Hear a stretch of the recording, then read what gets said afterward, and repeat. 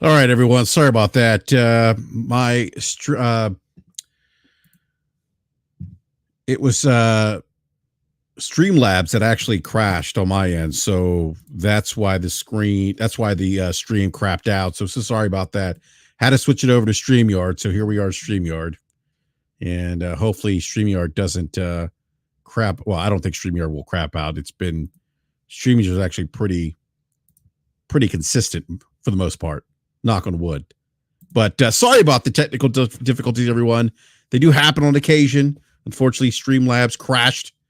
And let's see here. I got to get some invitations out to everyone and the BRAP panel here.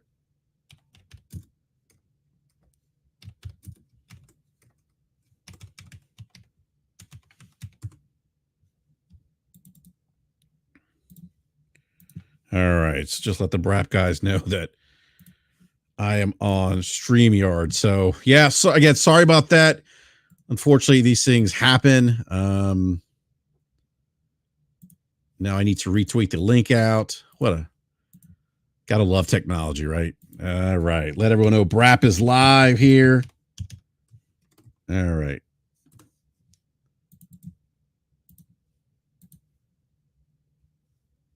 There we go. All right. Thank you, everyone, for coming back and hanging out with me. Really appreciate it. And actually, I'm missing my overlay here. Let's see if I can find that real quick. Here we go. I'll probably get rid of that at some point.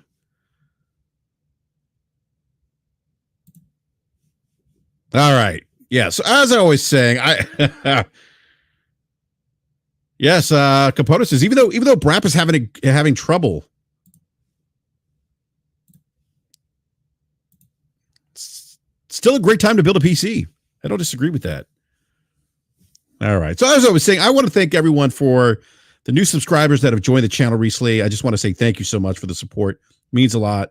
If you're new, subscribe, hit the bell notifications so you're alerted when we go live, and give me a follow on the Twitters at BRAP_podcasts. Appreciate the support as always. But yeah, we've seen some growth recently, quite a bit of growth actually, and I just want to say thank you to everyone because we put on a different type of show here. If you've been to the BRAP chat, if you've been listening to BRAP for the last almost 9 years or so, this is actually our celebratory BRAP, by the way. I should mention that because we started this podcast 9 years ago this week, actually. And it's been a great ride. We've had a lot of great panel members. Big shout out to the Drunk Cat, Alcoholocaust, who was one of our co-hosts many, many years ago.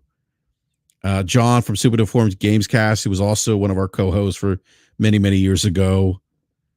Of course, B Money, who's been with us since the beginning. Eric Jackson, who's with us for so many years. And this current lineup of Slow-Mo Backslap, B Money 101, Game Logic, and Gaming Forte. So it's been great. And look, we are a different type of podcast, like I said. We're not trying to spread misinformation, disinformation. First of all, we're not here to appeal to the madness out there. We're not out here to lie to people. We're trying to have a different level of conversation. We're trying to elevate the conversation here on the show. This is why we do what we do every Wednesday night at 9 p.m. Eastern time. So if you're looking for a different kind of conversation, minus the console war crap, minus the corporate shilling, minus the disingenuous takes, minus the propaganda machines, that's not us.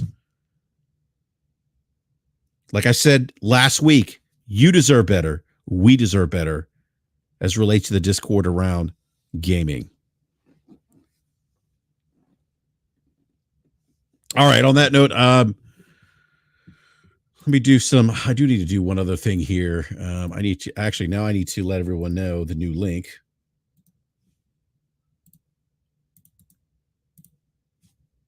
They're going to be like, why are you retweeting this again? All right, let me do this real quick.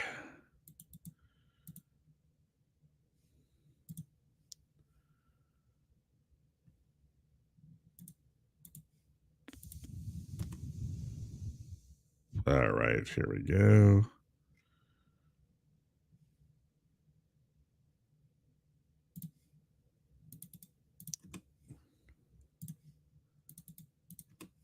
All right, just resending these links out again. All right, there we go. All right, so do me a favor, if you can do me, just hit that like button. It helps out the channel. Appreciate the support as always.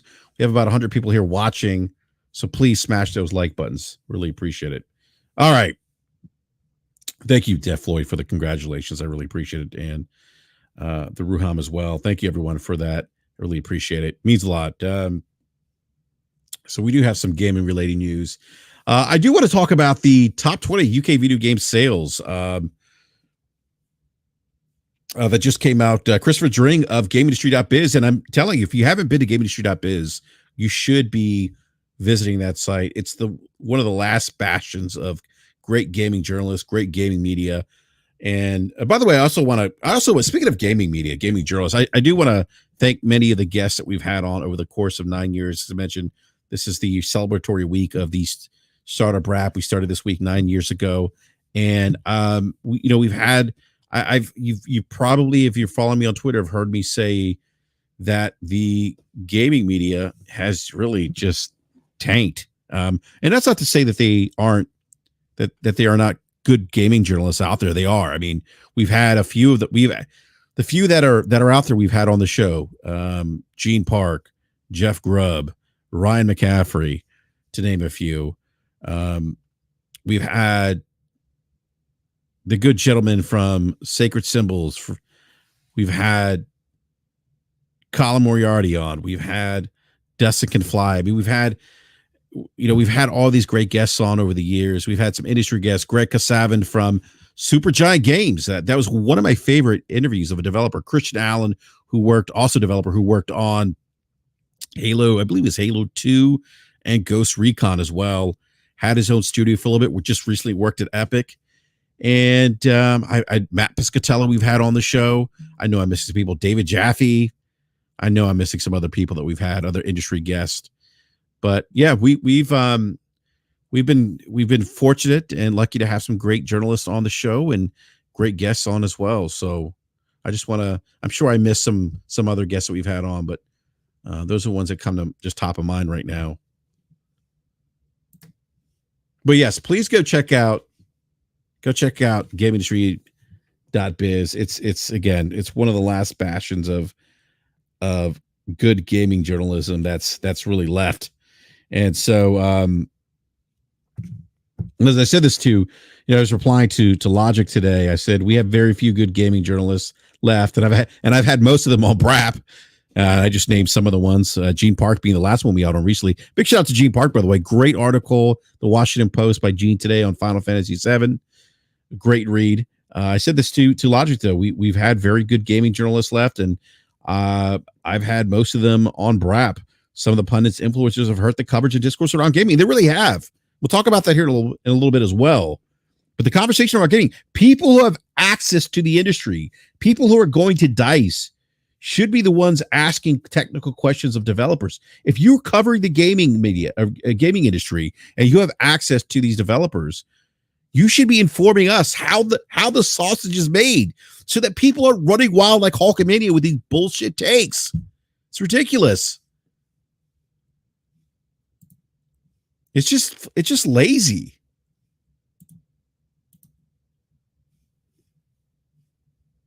All right, now I'm starting to rant here a little bit. All right, so Christopher Dring just published the top 20 UK video game charts. And I got to read. This is the data is based on GST and GfK figures. It shows that, look, there's still substantial, per his reporting, still a substantial number of games sold via physical stores. The EA Sports FC24 was the best-selling game in the UK last year, sold 2.395 million copies. In 2023, 67.2% of those came via PlayStation Network's Steam, Xbox Live, and Nintendo eShop, while 786,000 came via physical outlets. So about 32.8% of EA Sports FC24 were physical sales. So want to go to the chart here. If we look at the top 20,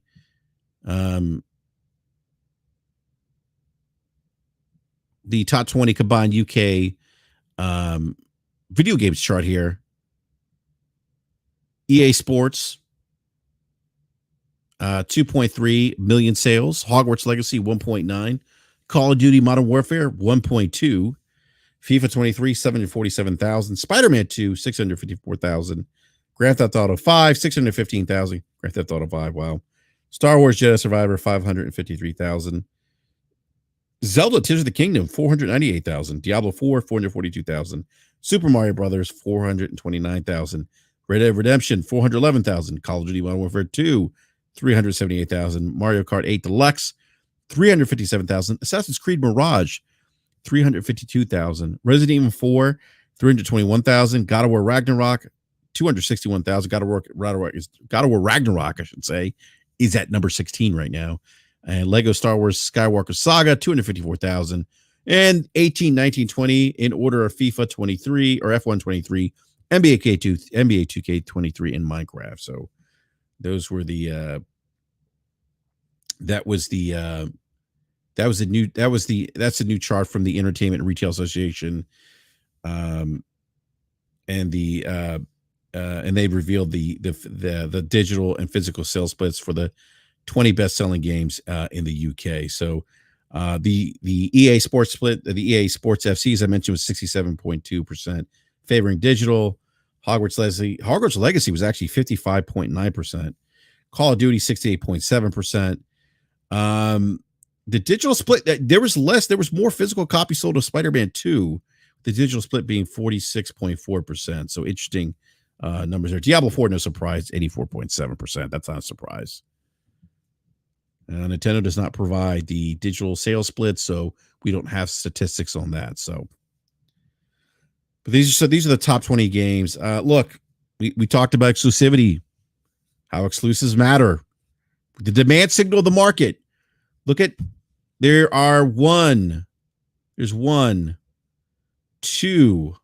three exclusive games in the top 10 here. So yes, exclusives matter. I can't even talk. Exclusives do matter, and they are important differentiators in the marketplace. I'm going to let Game Logic in here in just a sec. He's patiently waiting.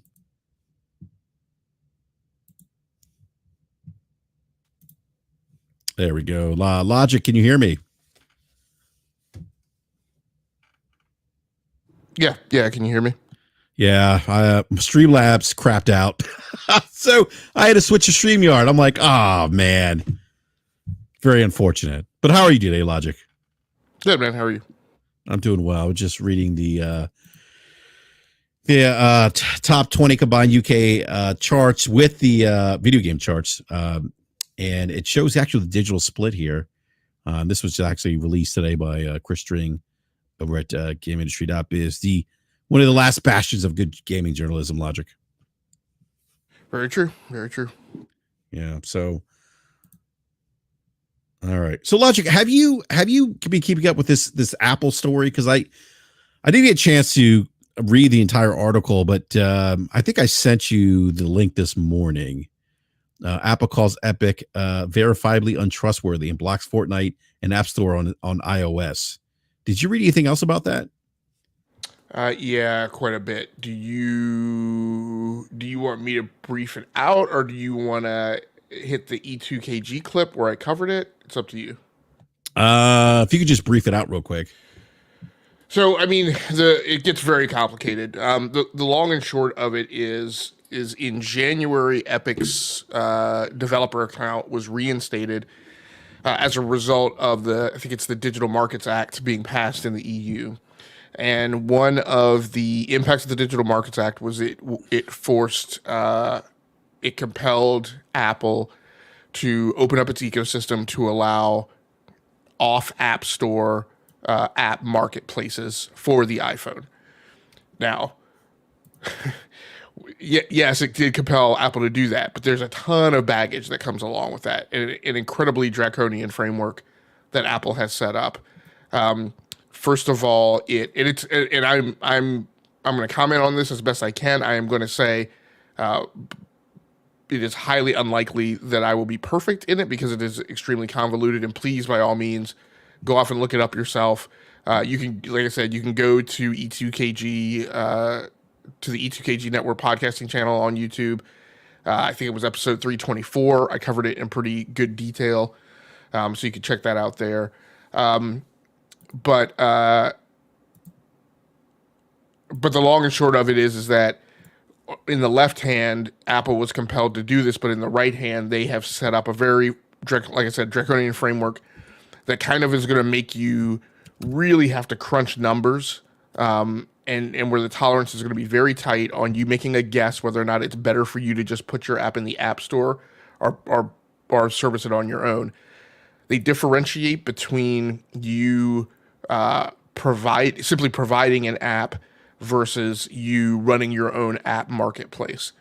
And one of the big things they do is if you allow your app to be provisioned off of the App Store, if you cross 1 million, 1 million, I don't know what I want to call them, distributions or downloads, because I want to come back and be a little more specific on that. If you cross 1 million, then you owe 50 euro cents for every distribution that annually that you provide over and beyond that. And so, for instance, if you are, say, Spotify, and the first year you get to 1 million users, you don't own anything. If in the second year you get to 1.5 million users, then you owe 50 euro cents for those additional 500,000 users. If you get to 1.7 million the following year, you owe another 700,000 times 50 euro cents, because you have to pay it every single year. Now, where it gets really nasty is if you are running your own app marketplace, then if you cross that threshold for any of the individual apps you're distributing out of that marketplace, you still owe that money, but you don't get the 1 million count amnesty up front. So if you were running your own marketplace, and let's say you have 12 apps and you're distributing from that marketplace, for every single one of those apps that crosses 1 million, once it crosses 1 million, then that 50 euro cent per download kicks in. But because you're distributing it on an app marketplace, it doesn't kick in till you hit 1 million, but you owe for every single distribution that you've issued. And you don't, like I said, you don't get the 1 million, discount up front. So what it really does, the other thing is, even though your app is available off the App Store, or it can be distributed off the App Store, Apple still has to approve it because it's still going on their phone. So basically, now there are some other minor things like like they've historically given like a small business discount on the revenue share, and so you can make an application for new classification under this new regime, and like your discount for small business changes. But like I said, like it's kind of like for everything that you gain, and so under this new framework, right, you have to submit for all of these things. It's not automatic. You can't just declare. But for each like advantage you theoretically, notionally are given under this new system, there's some heavy-handed, con that goes along with it. So at the end of the day, this thing is really only going to make sense and so the theory, the going theory is that if you're kind of a small developer and you just get lucky, right? So, what is the guy's name? Marco. No, Marco. I can't remember. So there's a tech podcast that's out there. Some of you may listen to it, called ATP, the Accidental Tech Podcast. And one of the developers, I think his name is Marco something or other, but he was the one who he either makes Pocket Cast or he makes another like podcasting app. I can't remember what his app is called, but like when he made it, he just got lucky. Like it became super popular. But if you're a small developer like that, and you cross over that and you cross over that 1 million, it could be like a significant impact, right? For something you didn't anticipate, and for you not having the financial base to cover it. So to a certain extent, like the framework only makes sense for like really, really large corporations. Mm-hmm. So one of the things that's a kicker from my perspective is this whole thing about, Microsoft is planning on making a big play going mobile, and one of their intentions is they want to open up a marketplace. Well, this thing has been an uphill battle in the first place, because at the time that they said that was their strategy, there was no guarantee. I mean, these laws weren't in place, and there was no guarantee that they were going to pass. One of the going kind of legal opinions right now is the judges, and this goes like in the United States. So in the United States, and so first of all, that whole Epic versus Apple battle, that lawsuit is only filed in the United States. So there is zero impact of that fight going on over in the EU.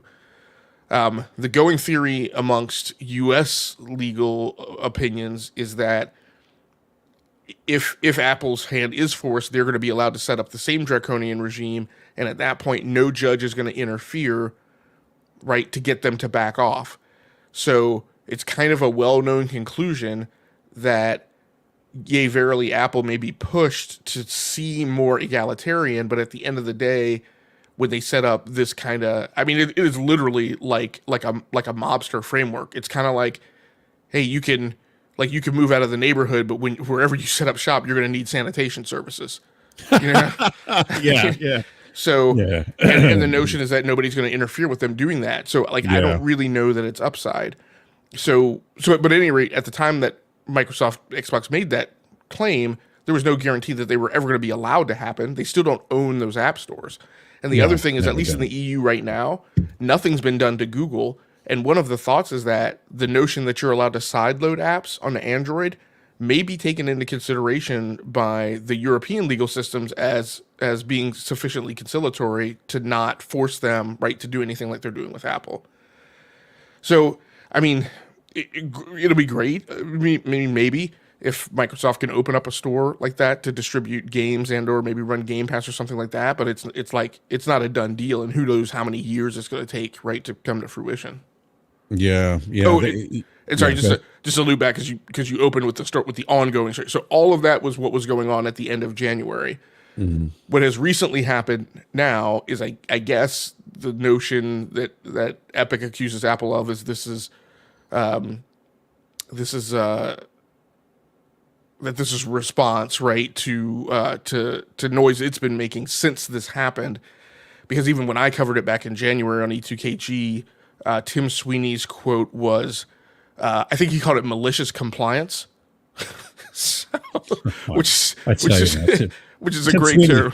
Yeah, no, it is. Tim Sweeney, I tell you, I'm surprised he hasn't been on Twitter blasting Apple. Oh, he was. Oh, has he? He has been. Okay. I mean, I know he was previously, but since this recent thing, he's done it.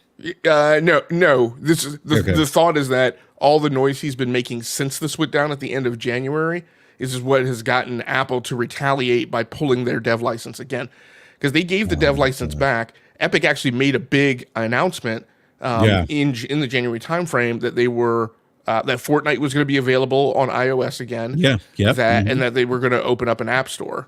So like I said, but since then he's been pissing in their Wheaties, and now it seems like they're fighting back. Yeah, they threw that bowl of Wheaties back at him. So Epic saying that quote here from GameIndustry.biz, Epic saying that the move is a serious violation of the DMA, shows Apple has no intention of allowing true competition on the iOS device. I don't necessarily disagree with that. And terminating Epic's developer account, Apple's taking one of the largest potential competitors to the Apple App Store. They are undermining our ability to be a viable competitor, and they are showing other developers what happens when you try to compete with Apple or critical of their unfair practices. I think it goes back to your comment about Epic pissing in Apple's Wheaties. Epic goes on to say, if Apple maintains its power to kick a third-party marketplace off iOS at its sole discretion, no reasonable developer would be willing to titleize a third-party app store, because they could be permanently separated from their audience at any time. I guess what I'm curious here, Logic, is how is this legal for Apple to do this? Because at least to me, it does seem very anti-competitive. That they would just that they're not following. I mean, Well, this just doesn't. Yeah, it's legal for them to do it. I mean, this is a classic case, right? Of judicial systems. It's legal for them to do it because it's not explicitly illegal, right? And because there's no direct law against it, right? This is being allowed to pervade. Now, this has been going on for like a month ish, so it's not like, it's not like there's no way out. I don't think the song is done just yet. The other thing that what may go on, which may cause Apple to change their tune, maybe, although probably not, since they just issued that statement that you read today about Epic being untrustworthy. 2 days ago, they were hit with one of the largest fines that has ever been issued in the EU, a $2 billion fine. So this news story over on Reuters, Apple hit with $2 billion EU antitrust fine in Spotify case. Brussels on Monday fined Apple 1.84 billion euros or $2 billion for thwarting competition from music streaming rivals via restrictions on its App Store, the iPhone maker's first ever penalty for breaching EU rules.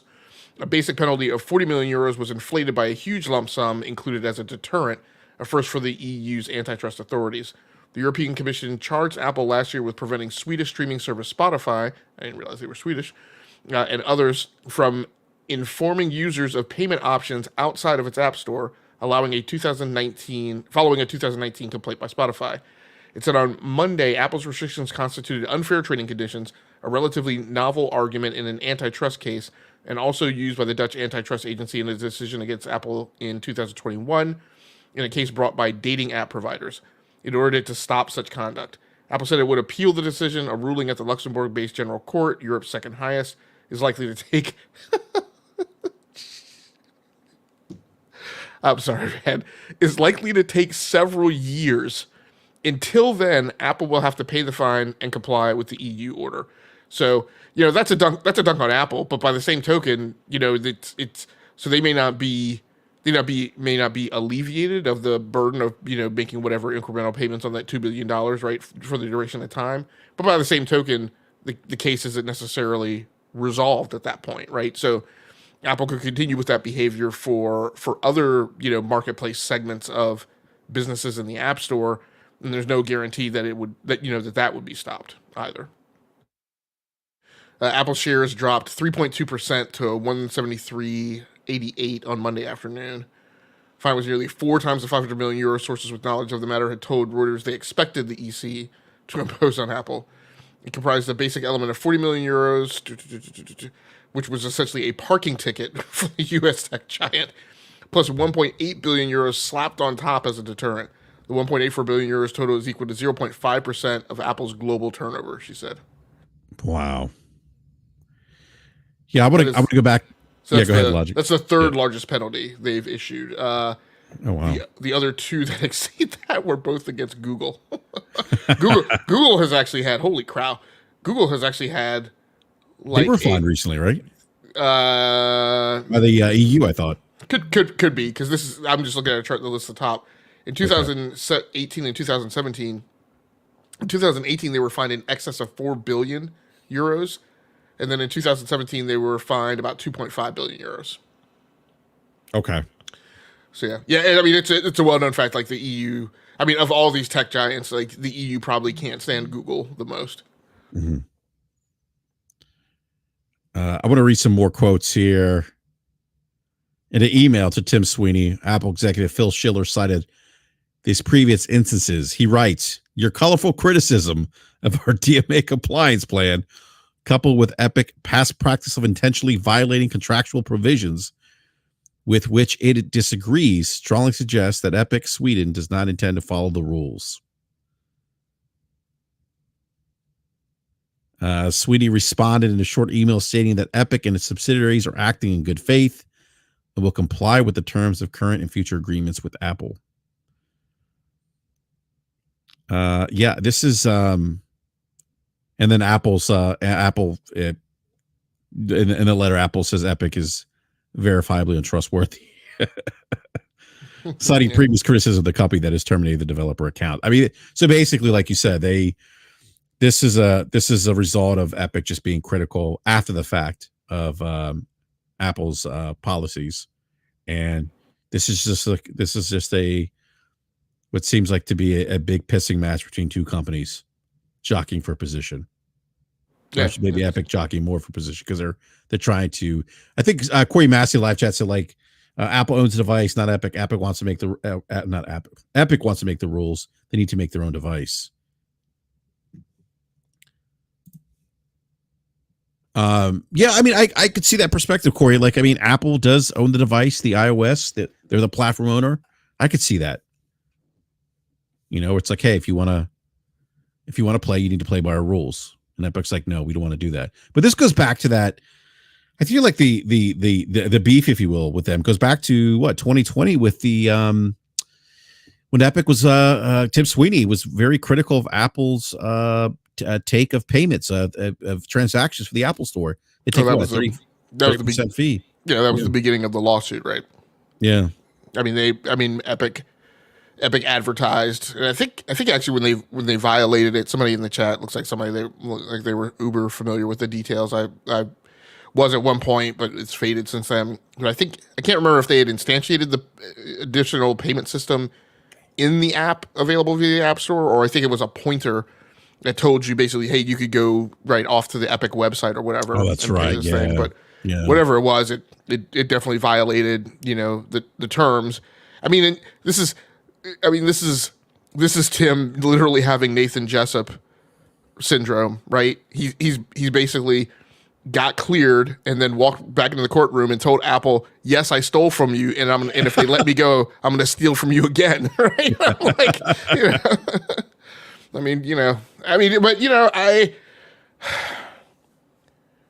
it all depends on your perspective, right? From one perspective, you could argue that Epic is fighting the good fight, right?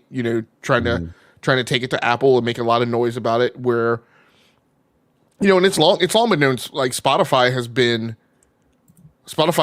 probably been the largest app with the highest revenue earn that Apple has just kind of like directly attacked. I mean, you have Spotify in the store, right, making bonga, and then you introduce your own, like you're the platform owner and the hardware owner, the app store owner, the marketplace owner. You're taking 30% revenue. So you're literally taking 30% off the top of Spotify. Mm-hmm. And then on top of that, you introduce your own directly competing service on your own device and market it as more attractive because it's part of your vertical walled garden ecosystem. I mean, it makes sense to me. Apple, gets 100% of that cut, right? Right. Yeah. I mean, imagine a company offering a different. Anyhow, I'm sorry. Go ahead. No, I guess where I'm conflicted is I feel like the answer, and this hasn't been something that I've like pulled apart and really tried to problem solve for it. Like I do some other things. I feel that the answer is somewhere in the middle, because what I have stressed in the past, and we're kind of looking at part of it here, right? When I mentioned that, of all the big six, it is Google that the EU hates the most. And yeah, that fine in 2018 was 4.34 billion euro, and then 2.42 billion euro in 2017. I mean, and what the EU and many countries in the EU have insisted upon is that essentially they haven't used these words. They've been very careful not to use these words, but the outcomes that they suggest mean that this is what they believe or perceive or how they think about it.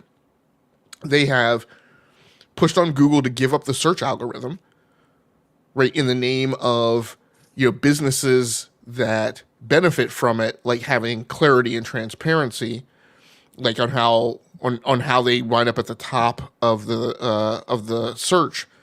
The other thing is, remember, in the EU, they also had right to be forgotten.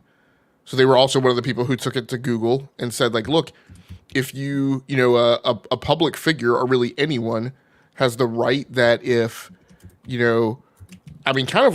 you think about what was the big scandal that went on here, the years that like that like everybody was accused, not everybody, but like and again, I'm not defending these people. I'm just talking about a trend and a social event that went on. But the Me Too movement, right? Imagine like Harvey Weinstein, and right. So imagine if the yeah. Me Too movement had been going on in a regime where you had right to be forgotten, and the people who were accused could go to Google and say, take down any of those posts, right? That accuse me of bad behavior because I haven't been litigated against and it hasn't been proven. Right now, again, depending on which side of that argument you're on, there's absolutely certain situations, we saw them during Me Too where notionally people were falsely accused, right? So there's an argument that that type of thing should be supported, but then there's the other side of it as well. But yeah, they've had right to be forgotten. They've asked them to give up the algorithm. They've asked them for greater transparency. And one of my positions, and this is probably as an American, right? America, is that I'm like, look, Google made the algorithm. It's not their fault that everybody uses it, right? It's the best one. People have you and I talk about this all the time. People have options. There are other search engines you can use. Nobody's putting a gun to your head and telling you that you have to use Google. I use them all the time. Yeah. You know, you can go to a lot of times when I can't find what I want because I'm looking for something, and what Google gives me back is nothing but reviews about that thing. So it's very difficult sometimes when I'm trying to find out, instances or cases of, memory leak in Samsung Galaxy S. All I get back is Samsung Galaxy S reviews. So I sometimes use DuckDuckGo to get past that. But my insistence has been, it's not Google's fault, and Google shouldn't have to give up the algorithm. We shouldn't punish corporations for being the best at what they do. So on this, like, I'm kind of like, Apple made the iPhone. They made the App Store, and in fact, no real App Store, right, in the modern sense of the term, had existed before then. No. I don't necessarily agree with everything that they do or how they wield that, but that should count for something, right? Yeah. As far as them being able to exert some level of control over it and governance. Yeah, no, I don't disagree. And as you talk about this, and I'm reading Chris Coleman, and I'm reading some of the things that, you're right. Like, Tim Sweeney had that kind of workaround to divert people off the App Store to Epic, so that he wouldn't have to share that 30%. And yeah, I mean, you're at that point, you're just poking the bear, and he continues poking the bear. So yeah, I don't disagree with your point about, and Chris Coleman says iPhone isn't an open platform like PC. He's like, I find it weird that the EU forced them. Apple makes the hardware, operating system, and store. I can't build my own phone, install iOS in its store. So I think Chris is the one that you mentioned. That seems like he's been following this quite a bit. I get a couple other comments in the comment section earlier about what's happening here. So it's going to be interesting to see how this plays out, Logic. Very, very. Yeah. I do want to move on to some gaming news here. Did you watch the Xbox partner preview? I did not. At 1:00. Oh, you did not. Okay. Yeah, no, I was working. Okay. Yeah. So I did watch it. I did watch it live. I caught it while I was eating lunch. I thought it was a good show. It was a show that highlighted some of the smaller games that people have been declaring might be the saviors of the gaming industry. Should we talk about that, Logic, after we discuss the Xbox preview show? Sure. This idea of AA, because that's something that's been been discussed quite a bit. So bothering you, keeping you up at night. What's that? That's something that's been bothering you, keeping you up at night. Yeah, no, I wouldn't say keep me up at night, but probably bothering me. it has been aggravating AF. Yeah, it's because it's a little short-sighted, but we'll talk about that. But look, I thought it was a great show. It was about a 25-30-minute show. And again, these are smaller studios, so you think about like indie AA games. And I'll just rattle off some of the games they showed. They showed Unknown 9 Awakening, which is releasing summer 2024. This was a game that was first announced at Gamescom in 2020. And it's a supernatural third-person action game. It looked interesting. I don't know if it's something I'll play, but nevertheless, I thought it looked interesting. They did reveal a new game, Sleight of Hand. This is a third-person stealth-focused game. Apparently, it's inspired by Metal Gear Solid. Definitely gave me like Arcane Studio vibes, though. And if you haven't watched the trailer, I encourage you guys to watch the trailer. I say you guys, but the listeners to watch the trailer. Sleight of Hand. Let me know what you think. If it kind of gives you those Arcane vibes. God, what's the Arcane game? Dishonored. Kind of gives you those Dishonored vibes for the visual aesthetic.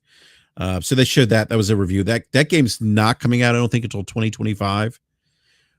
They showed another game called The Altars, which looks really interesting. It's a sci-fi venture, and it's about a miner who's on this hostile planet. He's basically creating multiple versions of himself, but with each like iteration of himself that he creates, like these individuals, these clones that he creates bring about like different issues and cause different problems. But they also allow him to ask the question, like, what would you do if you made a choice different? Like if you went to college, like what would that look like? And that's what these versions of himself allow him to experience or see. But they also come with a different set of problems and issues that sounds like you have to like manage these clones of yourself. But looked interesting. It's something that if I have time, I might actually play. It's coming to Game Pass this year, so it's quote unquote free. They also showed Creatures of Ava, which is a game that's supposed to be coming out in 2024. This game is actually written by Rihanna Pratchett, who's the lead writer behind Tomb Raider, Rise of the Tomb Raider. And so not something that I was kind of interested in, but that's another game that they showed off. They showed Roblox Griefville with Chucky. If you guys remember Chucky, the homicidal doll from the Chucky movies. So they showed that. Isn't there a show right now? With Chucky? Yeah. I'm not sure. Maybe. I don't know. Check that. Yeah. They showed the city. They showed Sinking City 2, which is slated to release 2025. And so this is a survival horror game, takes place in a twisted version of Arkham in a 1920s America. That game's going to be coming out on PS5, Xbox Series X and S, and PC. Now, some of these other games, I'm not clear. I didn't get a chance to do some more digging here to see if these other games that I just previously mentioned are also making their way to PC and PlayStation 5.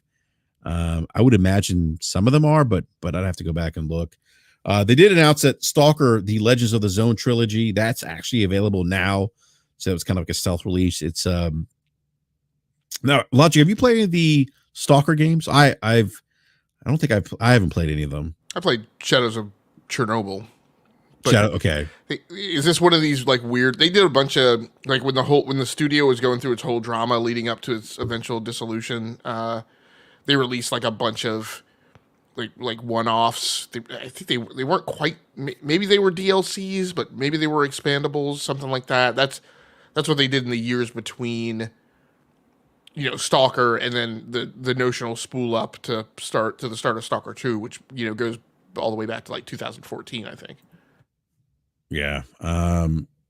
Yeah. I haven't played the Stalker games, but this collection includes Shadow of Chernobyl, Clear Sky, and Call of Pripyat. I don't know if I'm pronouncing that correct, or Pripyat. Thank you. Yep. So that's 40. But you could purchase each game individually for $20. They also showed Monster Jam Showdown, which my kids are going to love. If you follow Monster Jam, then yeah, you might be excited for this. But my kids are definitely going to love this because it does have 66 official Monster Jam trucks in 10 game modes. My kids are going to love this. They also showed the Persona 3 Reload expansion pass, which is coming out later this year. That's going to be part of Game Pass as well. They showed the first Berserker, Kazan. It kind of gave me Souls vibes a little bit when I was watching it. The player movement didn't look it looked a little janky. But apparently this game is the game is set in the Dungeons and Fighter universe, and still no release though. There was no release for that game. And then they did show Tales of Kenzera Zhao, and that's coming out April 23rd. Now that's the game that kind of gave me the Ori vibes. Did they show this game at the Game Awards show? Is that the first? I think that's the first time we saw this game, right? I don't recall. No. Yeah, I believe it's a game where it was inspired. The developer behind the game was inspired by the. Oh yeah. Sorry. Yes.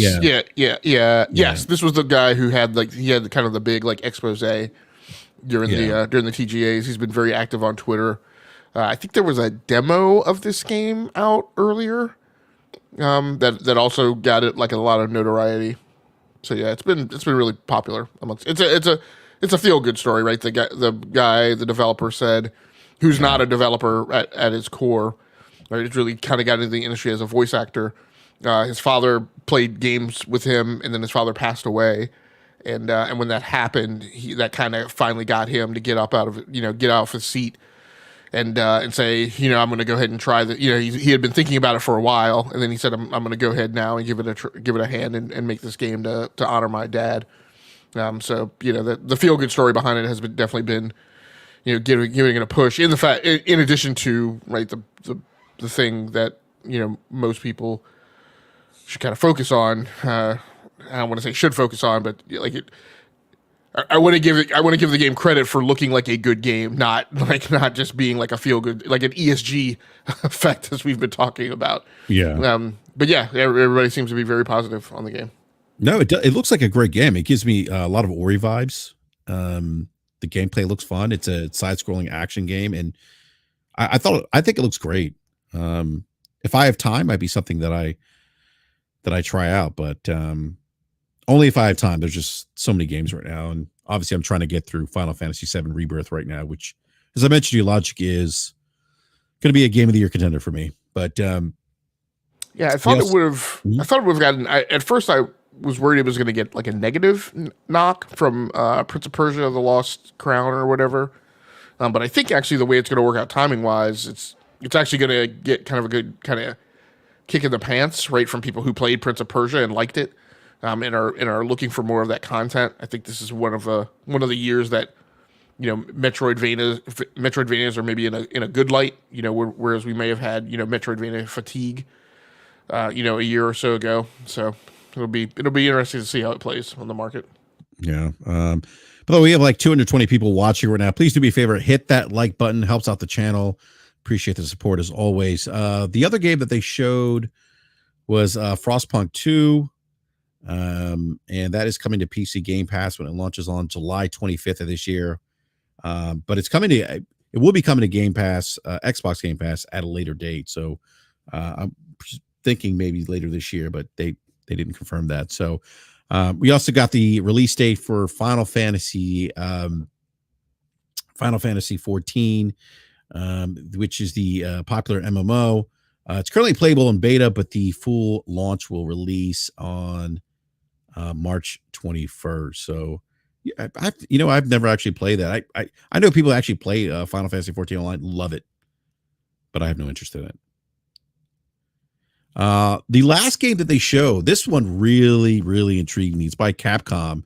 It's called, and this is what I wish Creative Kofi was here, Kunitsu Gami, Path of the Goddess. This was something that, well, I should say, was first announced last summer. But it's just this stylish looking game, Logic. It's got this element of it's got supernatural monsters in it. It looks like you have to rescue these villages from invading beasts at nightfall. It just looks really cool. It looks very stylish is probably the best way to put it. So that's actually a game that I'm actually interested in. So those are the games that they showed off at today's Xbox partner preview show. Again, I thought it was a good showing. It was a great way, I think, to highlight some of these smaller studios, developers. get some eyes on some of the games that are some of the new games they announced as well, like Sleight of Hand. So, all right, Lodge, I want to talk about the AAA thing. We've talked a lot about on the show about the sustainability of AAA games, and the one thing that I keep saying to people, and I think I've seen you explain this quite a bit on Twitter, is that there's still a strong demand signal for AAA games. Like the strongest. Yeah, right. Like, and this idea that somehow AA games are going to be the savior of the industry, I just don't see that, and I don't see that because I don't see that demand signal for the marketplace.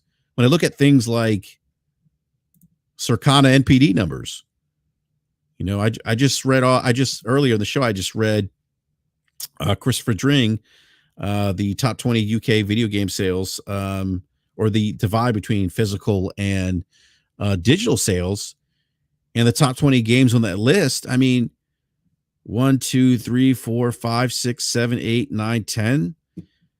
I mean, 11, 12. I mean, majority. I mean, I don't think we would consider Super Mario Brothers Wonder a AAA per se. But the top 10, I mean, they're all AAA games. I mean, like, I don't.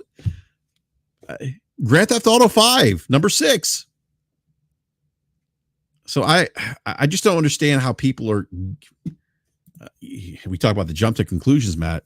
I'm just not sure how people are arriving at that conclusion that somehow it's going to be double A's and more indie type games that are going to sustain the market or going because they're cheaper to make. I think that's the other argument too. Oh, well, they're cheaper to make. Well, but that demand signal is not there. People want the big budget AAA games. We've talked about this in nuance on this show on several occasions. And it's just easy to go to the NPD Circana list, look at the list right now that Chris String put out.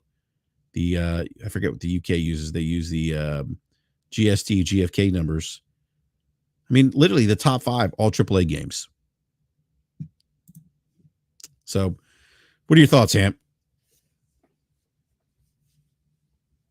A lot. I don't know. I mean, I've been pretty much writing steadily about this topic for the last week, and I've written several pieces on Twitter. I don't know. Let me start with this one, because I think this kind of culminates most of what my thoughts were leading up to this, and we can take it in chunks, and you or maybe the chat can let me know where I need to stop and take a pause. So, the reality is that the gaming market is oversaturated. You've got tons of games being made that people are not buying. The top 10 titles on Steam made 20% of the full game revenue in 2023, and 61% of all full game new game revenue. So when I talk about those numbers, we're talking about full games. We're not talking about DLCs, expansion packs, games as a service, blah, blah, blah. So the top 10 titles on Steam made 20% for the games that were full game new releases in 2023. And then 61% of all 20% of full game revenue in 2023 of all full game releases, right? Old or new. 61% of all full game new game revenue. So any new game that came to Steam that was a game in a box, right?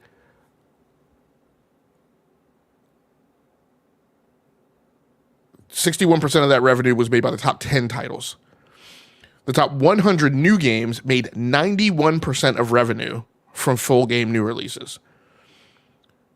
So the point of those first few numbers is it's an incredibly concentrated market, right? There are 14,000 games that release on Steam per year, and the vast majority of the revenue is made by the top 10 and the top 100 titles.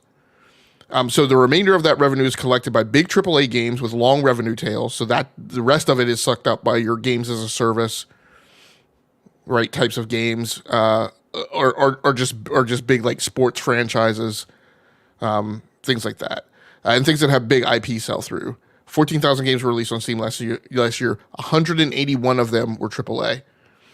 So you have 181 AAA games. That is something like 1.3% of the total of the 14,000 games that come out on Steam. And you have the grand bulk of the revenue consumed, right, by those big games. So 181 were AAA, or there were a handful of AA, and yet only 700 games made over $100,000 in revenue. So again, all week, literally all week, everybody's been throwing in my face, there's 14,000 games. Like, the vast majority of games are profitable, and developers just make their money back and then reinvest. Fucking no. All right. 700 games made over $100,000 in revenue. Right? So that means you have 14,300 games that made less than $100,000 in revenue. And this is my guide rule in my litmus test here. One hands-on keyboard. So one of the things I do in my professional life is I interview tons of engineers, right? And right, of which some I select to hire, and then I have 40-something engineers in my own portfolio, right? And then my company, the other engineers are in the other portfolio. So one hands-on keyboard game developer should make, as a general thumb rule, between $85K and $100,000 a year minimum. Right? It's a reasonable expectation for what you're going to pay for a developer. Mm-hmm. So one hands-on keyboard game developer should make $85K to $100K. Their salary alone for one developer equals what 700 games of the 14,000 that were released. And sorry, earlier I said 14,300. I should have said 13,300. The salary of one developer alone sucks up what the very small number of games on Steam made, and every other game on Steam made less than $100,000. So every other game on Steam made less than the going salary for one game developer. Jeez. Obviously, with an application of common sense, those other 13,300 games are not all made by a company of one developer. Yeah.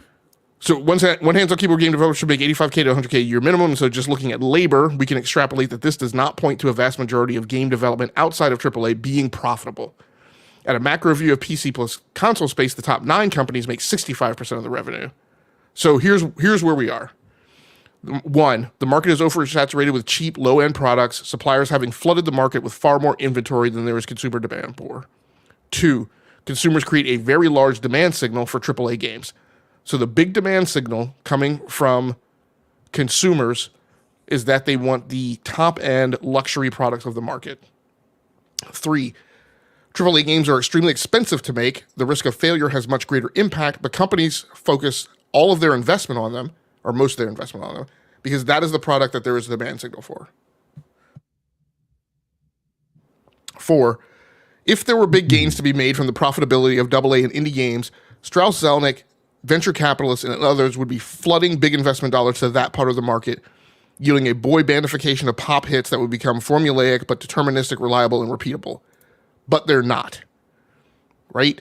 VCs, investors, the big third-party publishers, they are being very selective and laser targeted at the indies, right, and AA's that they're putting money towards.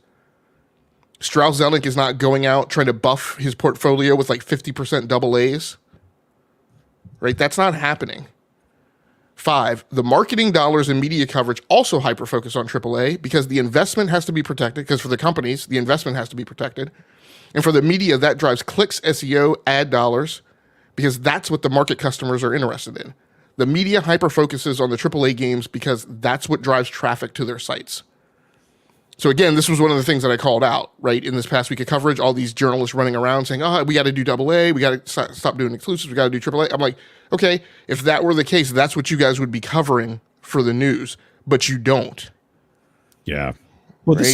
This is real quick logic. This is what's frustrating for me about some of the coverage of the story from the media and from influencers and pundits.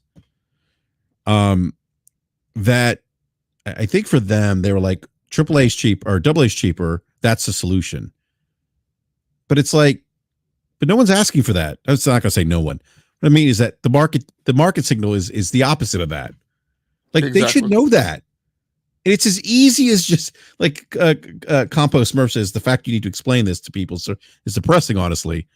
I don't necessarily disagree with him, because if you look at the NPD numbers, Circana numbers, and you look at the numbers I just mentioned, the demand signal was pretty obvious. Yeah, AAA. they tell that story. Like it's, yeah. And that's why, like, I'm just to be sure, the media coverage this past month has been the biggest. I mean, one of the largest waves of attempted media manipulation of a consumer base that I think I've ever seen in a concentrated, like, singular point in time. I mean, it is just as bad as the worst of an election year. Like one of the most flabbergasting things to me is that, so I can understand the Xbox Alliance, like, screaming for this, but the notion that Podcast Beyond had a full several minute discussion a couple of weeks ago at the height of this, talking about how it would be such a great thing if Spider-Man was available on other platforms. Like, first of all, you guys are the PlayStation podcast, right? Second of all, the fact that Spider-Man is exclusive to PlayStation was not something solely decided on by Sony. So I use this analogy all the time, but it goes quadruple this time. Sony by no means put a gun to Disney's head and told them, we're only going to make you a Spider-Man game if you make it exclusive to our platform. The story actually goes that Disney approached both Xbox and PlayStation. Xbox said no. Yeah. Allegedly, that's the story apparently. But so if the Podcast Beyond guys are talking about that tells me is clearly they had at a staff meeting a discussion amongst all of the editorial staff, and all the editorial staff that's also on podcasts all went off with their marching orders to go push this message. Right? Yeah. So this is where I wrote about that. I noticed that during the month-long course of AAA bad, exclusives bad, as far as I know, not one major interview or panel with a bunch of AA indie studio heads testifying to the profitability of their segment, concurring with the vilification of AAA and exclusives, has been had. I haven't seen it. I listen to a ton of podcasts, right? A ton of mainstream podcasts. And none of these podcasts have paraded like a bunch of AAA. Nobody went off and got Joseph Fares, right, to come on their show, right, and pound his fist on the table and say, you're absolutely right. AAA is the death of the industry. Like, what are we doing? So I wrote, AA and indie accomplishes one main goal. It allows the greatest creative freedom. And it also offers the smallest, but by the same token, it also offers the smallest piggy bank for rainy days, the least resilience, the least opportunity for a big backer to share that risk. And people who are asserting otherwise are doing so with zero data and zero concurring testimony from field creatives. 6, therefore, although AA and indie rep the bulk of the market supply, it is the segment of which consumers are the least informed, receive the least amount of marketing and media coverage, and are not ubiquitously covered by word of mouth and front page placement on digital marketplaces, and therefore generate the least demand. 7, all of this has the compounding problem of sending a bad signal to talent in education pipelines that the market has a high demand for game developers. It does not. It laid off 13,000 of them in the last 14 months. Mm-hmm. So what I was mentioning before, I do a ton of interviewing and recruiting for new software developers. When I ask them what, hey, are you considering my job offer seriously? What are you considering as an alternative? They all say game development. And I'll be quite honest, I tell them, I don't so much tell them it's not a good time to get into game development. I just put out all the warning things that they need to consider, right? Not a good time, market's highly volatile, right? Benefits, wages, career progression, etc.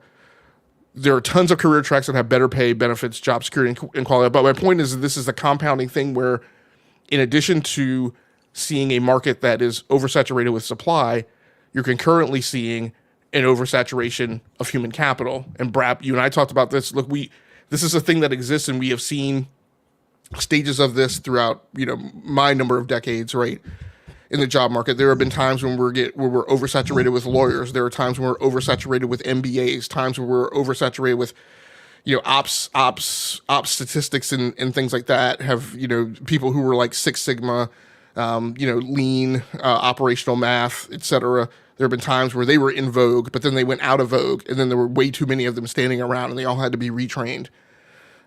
We've had times which kind of slow-mo was here, right? We have times now where software-defined networking and network function virtualization is becoming a big thing. So at a certain point, we're going to hit a point where we have way too many network engineers, right, who know like the hardware things, but they don't know the new software enablements that are on top of network architecture. So we have times like this where like different job markets get oversaturated with people and people need to be retrained. So here's my prediction of the things we'll see. The industry is at an apogee and will constrict. We see layoffs already. Be ready for more consolidation and a couple of outright bankruptcies. You'll see coalescing around in tighter relationships with platform owners because spiraling upward costs and risks are becoming harder to bear if you don't concurrently own the hardware that the software goes on. We'll see some second-party deals with those owners under the guise of long-term exclusives in lieu of outright acquisitions. So PlayStation has already made some of these investments, and it was already one of the predictions that I made last year during the acquisition. I think some of you guys asked, well, what do we think Sony's going to do in response? And I said, they're not going to go around and make a ton of acquisitions. They're going to make, what they're going to do is they're going to start making long-term deals. Meaning instead of, I go to you, I sign you up for a deal for one exclusive. I'm going to go to you and sign you up for a deal for 5 exclusives over a 10-year time period, 15-year time, whatever, and I'm going to lock you down. That way I don't bear the overhead costs of owning you and bringing you into my organization, but I get the same benefits from you that I need for the hardware that I'm trying to sell. So my point is the industry is going to be reset and be significantly smaller at the AAA level than it has been. The price of AAA games is going to go up until the industry finds the right balance between cost via operational efficiencies and equitable demand. Then, what I hope happens, the industry takes some of that recouped investment and points it at the needed marketing for AA and art house titles, and their PR and marketing starts to get spent on that. So the main point of my theory, right, is that we're going to see a rise in prices of the AAA products, of the things at the luxury and at the top. What that's going to do is that's going to cause, number one, the people who want those products to actually pay for them at a more commensurate level with how much they cost. But by the same token, what that's going to do is it's going to force some of the consumer market down market. It's going to price some people out of the market. Now those people are going to actually be willing to consume AA and indie games because it's going to be the things that are available at their price point. The AAA games one theory is that they've been feeding off of, that they've actually been paying less for, will now be priced out of their reach, and that's going to create an additional market of people to consume the AA games and the indie games. So once that gets done, also, the money that's available in the companies that comes in from the AAA things at higher price will now be available to start spending money on AA games and PR games and indie games, because those things are going to be a bigger part of their portfolio. And so now they're going to need to start allocating marketing dollars to them. That's going to increase consumer awareness. That's going to get the media to start also focusing on those games. Consumers will be more informed. Steam has got to do something about the democratization of games publishing. I mean, people keep pointing. They're the biggest offender. Yeah, they keep pointing the gun at AAA games and exclusives, and the reality is that part of the market started getting tipped upside down when Steam basically said, "Hey, time out. We're no longer going to review games. You can just publish whatever the hell you want to the front page." Yeah. So no, I don't disagree with you. I think there's going to be course correction here, like you said, like those AA studios, some of those smaller studios, they're going to get shuttered. I mean, I would imagine some of the AAA studios, or you might see pivots away from AAA development, like what WB's doing. Well, I know you and I talked about that. They may be doing AAA live service experiences, but I do think there is, like, and Big Buddy's been saying this for weeks, that there's just too many games in the market. There's only a finite group of people that are going to buy video games. And that goes back to, and I know this is kind of a different conversation, but when we hear people say, "Oh, you just put more games, put games on more screens, you'll get more people." Well, I maybe. How are you going to convince people that don't have an interest in console gaming or gaming in general to game on their iPhone or a mobile device or on their TV set? I'm not going to say you won't get some people, but I think that solution is a bit overstated logic. That somehow putting games on more screens is going to lead to a lot more growth. I think if anything, it's going to be an extension of, the home console, or whatever the future of the home console looks like. It's going to be an extension of that. But yeah, I don't disagree with your theory here. I think we're going to see some of that course correction and less games in the market, just because there's just too many games on the market right now, and not enough people to buy them. Yeah, we had one question chat said, do you think game companies should stop pushing higher fidelity games and just stay at 1440p and 4K for a couple of... So really where, like, that theory that I just walked through lands on, I don't think, and we say this many, many, many times in software engineering. There is no silver bullet, right? If I could solve the problem by like one thing, by pulling one lever, then we would do it all the time, right? But one of the things I talk about in my job is how, look, what my goal and what I want, and this is why I've become so critical of Phil Spencer, because he has these, right? Is I want as many levers, dials, switches, buttons that I can push and pull so that I have the maximum number of options to solve problems. And so my belief in this this problem with the industry, and this is what I went on a tirade about today, is, so many influencers in the media, they hyper focus on really dumbing the conversation down to the lowest common denominator, right? They want, and it's no offense to anyone, but I'm just going to say it like it is. They want the person who can understand the least to be part of the conversation. And I'm just like, I'm sorry, I don't need everybody's comments on what they think the definition of fiscal responsibility is, right, in a $300 billion industry in software engineering. Like, software engineering is difficult enough for people. Software development is difficult enough for people even at this stage of industrial evolution to really wrap their heads around. It's a problem for me as a software engineering professional, right? The number of times... I was about to say that, Logic. I've interviewed developers who, even though that was a profession, weren't necessarily good or understood their job well.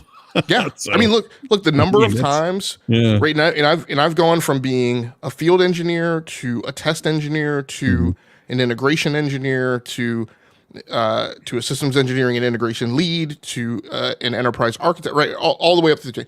And the number of times as I've transitioned, right, from hardware to systems engineering to software engineering, but in particular in software, when I made the flip to software engineering, the number of days that I ended my day just going out and literally sitting in my car, trying to understand what the hell I got done, because I now live in a world that is essentially intangible and you can't really touch anything.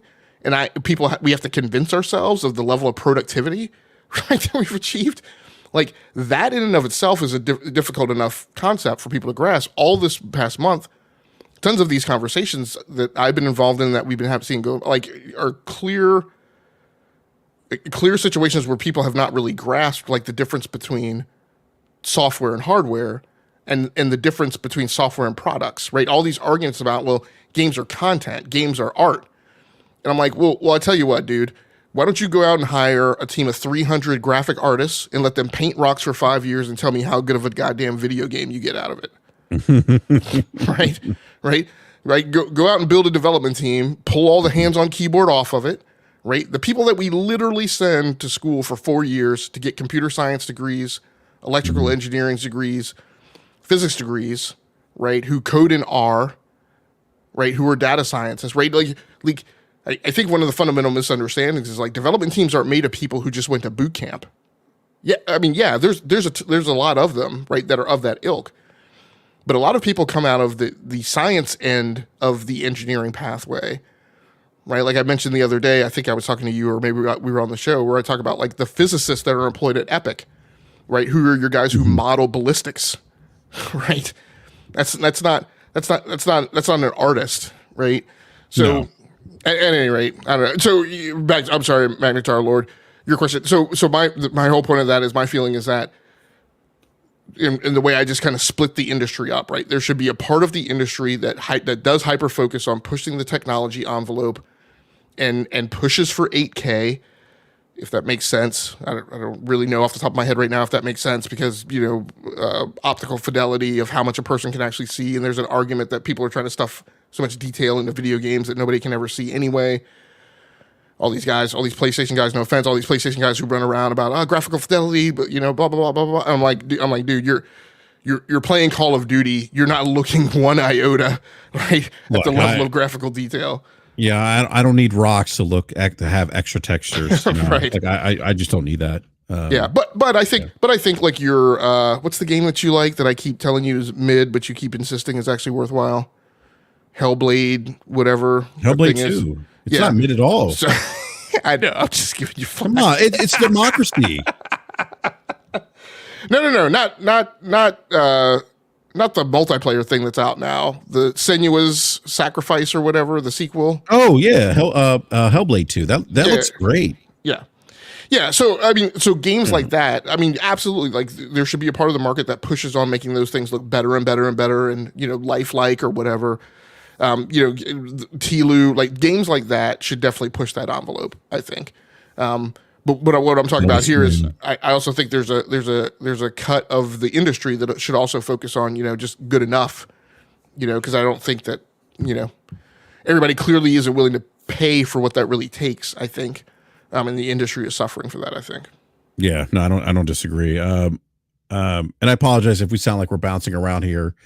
But I want to go back to what I said about the mobile market, or this idea of more games on more screens means just growth. I mean, I would say these things are more nuanced than what people give them credit on Twitter, or even some of the pundits. I'm going to play a video here.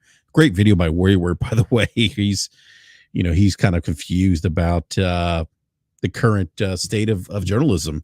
And I was trying to get him on the show today, but unfortunately he couldn't make it. But investment bank Morgan Stanley on the mobile market said the mobile market is slowing. I tweeted this out this week. They're saying a slow mobile market.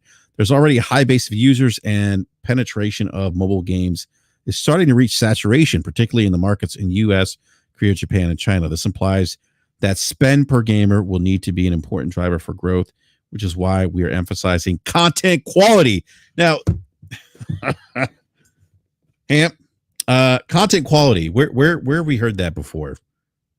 We've heard that because every time I say exclusives matter, because 9 times out of 10, when a team is only coding to one hardware target, they're going to wind up being able to create a better, higher quality product. Yeah.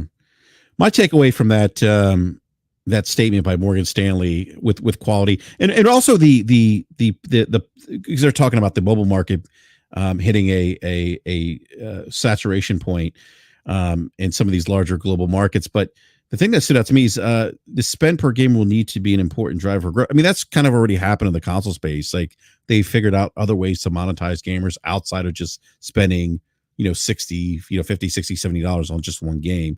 There's DLC, microtransactions, things like that, subscription services.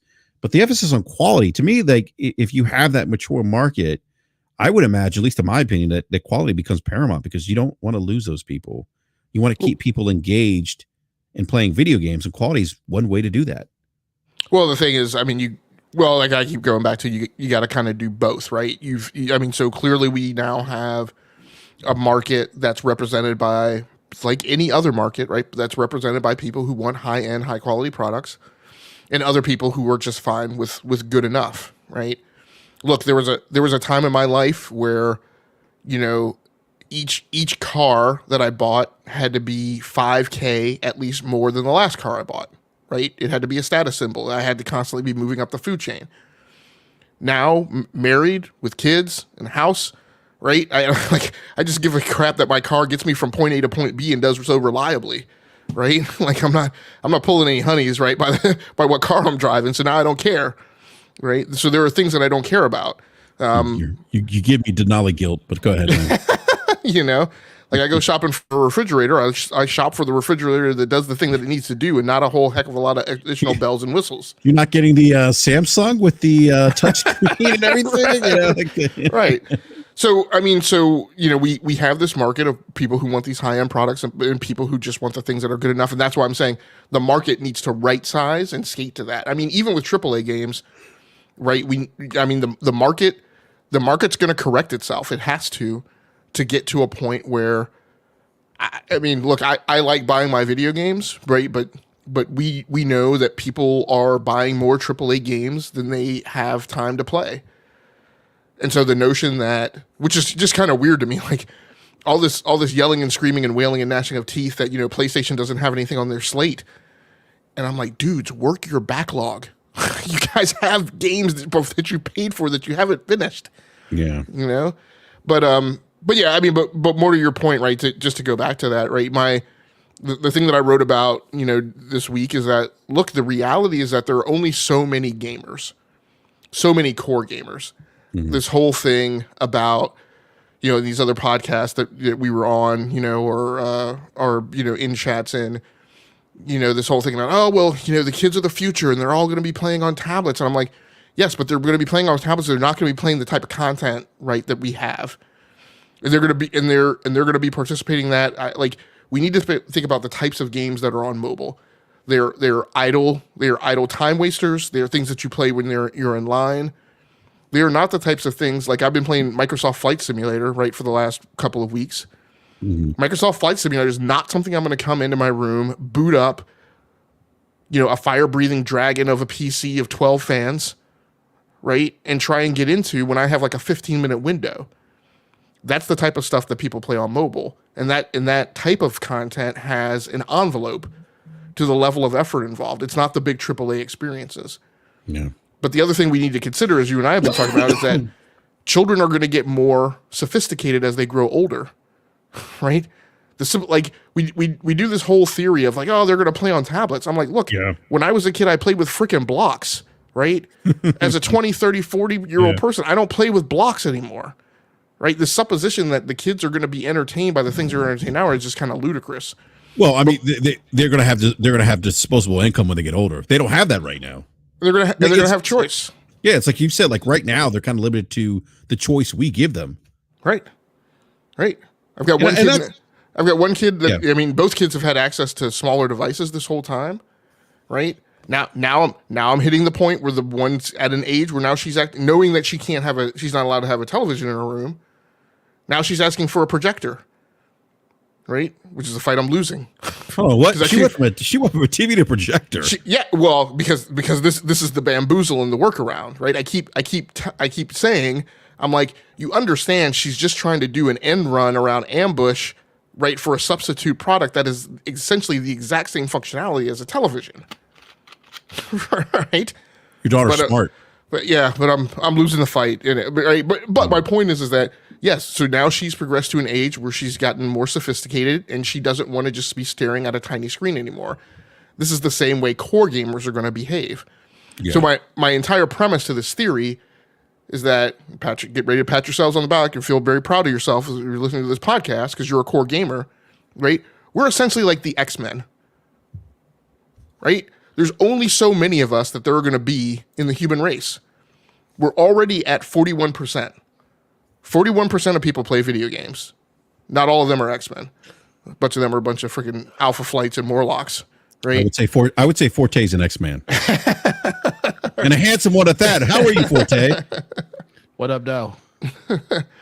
I'm tired. So just went to go see Dune Part 2. Oh, nice. Oh, nice. How was it? Oh, man. That was an incredible movie. Oh, I can't wait to watch it. I'm gonna try to watch it this weekend. That's a good movie. Yeah, I'm sorry. Go ahead, Lodge. I just want to welcome Forte to the show. No, I'm glad he's here. Yeah. So my point is that I think the reality we need to start acknowledging is that only so many people are going to become core gamers. It's not like the entire populace is going to become a core gamer and put a controller in their hand, and that's the big difference, right? A thing that we need to acknowledge, right? Car accidents happen. Airplane accidents happen. People are clumsy. They run into doors. They trip. Right. The reality is, and this is something people don't want to hear, but part of my life has been driving vehicles that operate at different speeds. Right. And I see people who have been professionally employed, right, to exist in those occupations. And I'm going to tell you, and we see this with VR, like there are parts of the human race that just have problems understanding relative motion, right? Right? Man. I mean, this is a reality. Look at football. There's only a limited number of people who do that, not just because of athletic capability, because literally there are human beings who have problems looking at a football and tracking its trajectory across the sky and predicting where it's going to hit at a point on the ground, right, based on the speed it's flying. That's a reality. And I don't say that like as a derogative term. I'm just saying there are skill sets that are inherent. Hand-to-eye coordination. Digital dexterity is another big one, right? Manipulating a game controller is not something that comes natively and naturally to lots of people. So my point is that even at 41%, and we're not entirely at 41%, like I said, we're at some subset below that. We're not going to approach a point where 50%, 60%, 70%, 80% of the human race plays video games with a controller in their hand. That's like thinking that that same percentage of people are going to be pilots or race car drivers or do things of a nature that requires a mechanical type of input that, again, is not the norm as our race has evolved. So this notion that there's going to be explosive growth that's just going to occur just because you put content on a screen, I believe that that's a fallacy. Yeah, right? I don't disagree with you. And those options exist today. And I don't think we're seeing kind of an uptick in growth and those other, because they are. I mean, like you can. There's cloud gaming on PC. There's cloud gaming on mobile. There's cloud gaming on other handheld devices. I mean, that's there. Well, I mean, those options are there. Stadia proved that, and Xbox Cloud Gaming proved that. I mean, and one of the things that I say is look at VR as a micro, right, of a larger macro. Yeah, we have literally parts of the race, and again. Also look at the media, right? Because this is one of my points of the fallacies that they promote. The media told you that VR was the next big thing and it was going to explode.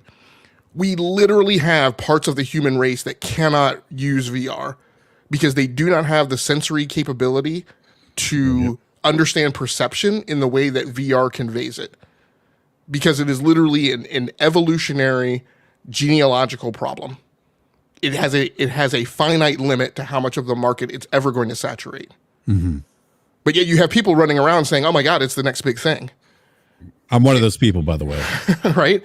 So if we only have a subset, so we're at 41% people now who play video games. Of that, we have a subset who are core gamers. I'll call you guys hardcore gamers to make you feel even better, right? We have a limited subset of that are hardcore gamers that play games with a controller in their hand, that play on PCs, that play on consoles. Then you have an even limited subset of that can even play VR. How in the world is VR ever going to become the next big thing when even the core gamers, right, can't all accommodate it with the point to which we've evolved at this point? Yeah. So my point is that my whole point of that is that any notion of growth is not going to happen simply by putting the same content that's available today, right, core console, PC gaming content, that's not going to happen by putting that on more screens. And my fear, like the thing that's going to be bad, is that eventually somebody's going to figure out what growth is really going to take. And what growth is really going to take isn't taking the core content and putting it on more screens. It's really going to be taking the content that's on the screens that have exploded, the mobile type of content, the gee-dunk, gotcha, simplified thing that anybody can play. Candy Crush. Right. And proliferating that. Right, on those devices, on a convergence device, on an upscale of current phones and tablets. Right, 1.8 billion PC gamers is the number that everybody touts, but yet there's only 132 million people on Steam. Even if you take the argument that there's 4 other Steams out there, you're still at 500 million people. Yeah, those close to 2 billion people. Those people are playing Minesweeper and Solitaire. Does that count? Yes, it does count. Yeah, it counts. That's how you get to that. Yes, that's how you get to that number. Solitaire, really? Yes. Yeah. Any type of game that you play on PC, that is that's aggregated in that number. Okay. And my whole point of that when I wrote this up in a separate article last week was that gets you to an incredibly small ARPU if you count those 1.8 billion people. You get an ARPU of like $22 per person. Mm-hmm. And the fact of the matter is the way that's really distributed. By the way, Steam owns 75% of the market. So even though you have supposedly 1.8 billion people, 75% of the revenue is coming in via Steam. Yeah. So only 25% is going out. Those people are not spending money, is my point. Also, I believe console is the highest spend per user out of all the platforms. Yeah, well, I mean, if I isolate even just a PlayStation 5. I would say it was like $92 or something on average. Mobile being like the cheapest or the least, I think. And PC being second. Well, if you isolate the PlayStation 5, right, and you just take the 123 million users notionally that are on PlayStation 5 and you divide their $26 billion of revenue or something like that, you get to like an ARPU of like 200 something plus per user. Oh, wow. Okay. Yeah, speaking of, real quick logic, speaking of media, I want to play something here. I know Forte is a big fan of this gentleman. What? Who? Job choking, Forte. I'm just making sure you're awake, sir. You do look tired, by the way. I know you said you were tired. Oh, yeah. Did you work today, Forte? No, I woke up. I woke up this morning to watch Doom Part 1 because I already watched it. You watched? Okay. I watched it a couple of years ago when it first came out. Yeah. And then I wanted to do a refresher, and I was like, "Well, I'm off work today," so I started watching the first one before I went to go see the second one. So I spent 6 hours watching Dune today, but it was incredible. Yeah, everyone who's watching said it's incredible. But all right, I want to play this video. This is a clip from Warry's video where he worked. He was talking about his kind of gaming journalism. Like he just doesn't. He's saying modern video game journalists confuse me. Is it whatever jives for their favorite company at any given time, or is it what's actually going on and working in the here and now? First party is now, third party help. So this is actually a great video by Worry. So I'm going to play this clip right here. Hold on. I need to play it again. Here we go. So if they want to make those games exclusive, that's totally fine. And I'm actually not. And by the way, Destin's talking about when Microsoft acquired ZeniMax here. They want to make those games exclusives. He doesn't have a problem with it, but play it again. Not against exclusives, period. I'm not against Final Fantasy being released on the PlayStation 5. I'm not against games exclusively releasing on one platform. Console exclusives aren't the future. They're just not. The no's are finally figuring out how to open the poll. Anyway, it's evening out at, let's see. Yeah, it's going back up. 68-31. Exclusives are bad. Exclusives are not pro-consumer at all. If you're an Xbox gamer, do you want to play Final Fantasy or not? Would it be better for Xbox gamers if Final Fantasy VII was also on Xbox or Final Fantasy 16? Spoilers, the answer is yes. Console exclusives aren't pro-consumer.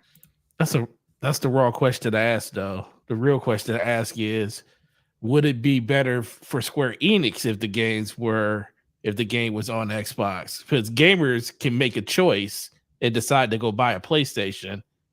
So you have the option as a consumer to buy the game where you want to. The only one that really benefits from putting the game in more places, depending on what brand deal they have with Sony, is Square Enix themselves. They decided to leave money on the table to insert a brand deal with PlayStation to put that game exclusively on their platform. So they're the ones that's taking they're the one that's really taking all of the risk in it, because PlayStation is just going to gain, they're taking some risk too by putting money up front or whatever that deal is, but Square's taking the most risk. But gamers, you have the option. Like, I get it. Exclusives, people don't like it, but it's a reason you buy the platforms you buy. Or if you're in a situation, you can just buy both. Gaming is a luxury thing. It's not something that everybody can afford to be in, especially with the price that things are now. So I just don't agree with that. It's like, you see, like every day it's a different thing when it comes to like exclusives and stuff. Like one moment they're great, one moment they're terrible, and if your platform doesn't have something, then it's not good. But like I said, I look at it because I have everything. Like, if I want to buy it, I'm going to buy it. That's just how I look at it. And it comes from a place where I think a lot of people talk about it that don't even really care about the game they're talking about. It's just the fact that it's something that's not on the platform that they care about. I want to compartmentalize a bit of that. And unfortunately, I'm not certain I entirely tracked you through that. So the question of, in Destin's scenario, he's isolating to asking Xbox people if they want to play it. That question goes. Logic, real quick. I'm sorry, I don't mean to interrupt, but the thing that with Destin though, in the same clip, that's the same clip. It's two different clips. Mm-hmm. One clip, he's saying, "Hey, Microsoft buys Activision or ZeniMax. They have the right to make it exclusive. Right. I don't have a. He says I don't have an issue with exclusives. He doesn't have an issue with exclusives. Nettie says, I don't have an issue with the Final Fantasy VII being exclusive on PS5. Fast forward to today, he's changed his tune because the voice track of a certain corporation's changed somewhat. And that's what I find very disingenuous. And one of the things I want to talk about, but I just wanted to bring that up. Go ahead, Logic. Yeah, go ahead, Logic. So his question in that scenario, kind of as you mentioned, Forte needs to go a little wider, but I don't think it's just a matter of is it just good for Square Enix. The question goes deeper. It goes further than that. That was just the surface level of it. Yeah. Because the other thing is that then good for PlayStation gamers, right? And then I want to get to the technical aspect of it, right? That I talked about a little bit today. So the fact of the matter is that when you code for one platform, that gives you a limited set of complexities and a limited set of variables. And what it should do 9 times out of 10 with the exact same team and the exact same talent and the exact same like point in the timeline, right? Schedule, the exact same dynamics, 1-to-1, you should be able to develop a better product. Mm-hmm. Now that won't always happen, right? Because sometimes it's just a matter of the talent of the team and the tools and other factors in there. I'm not going to say in every situation, in every scenario, you get a better product.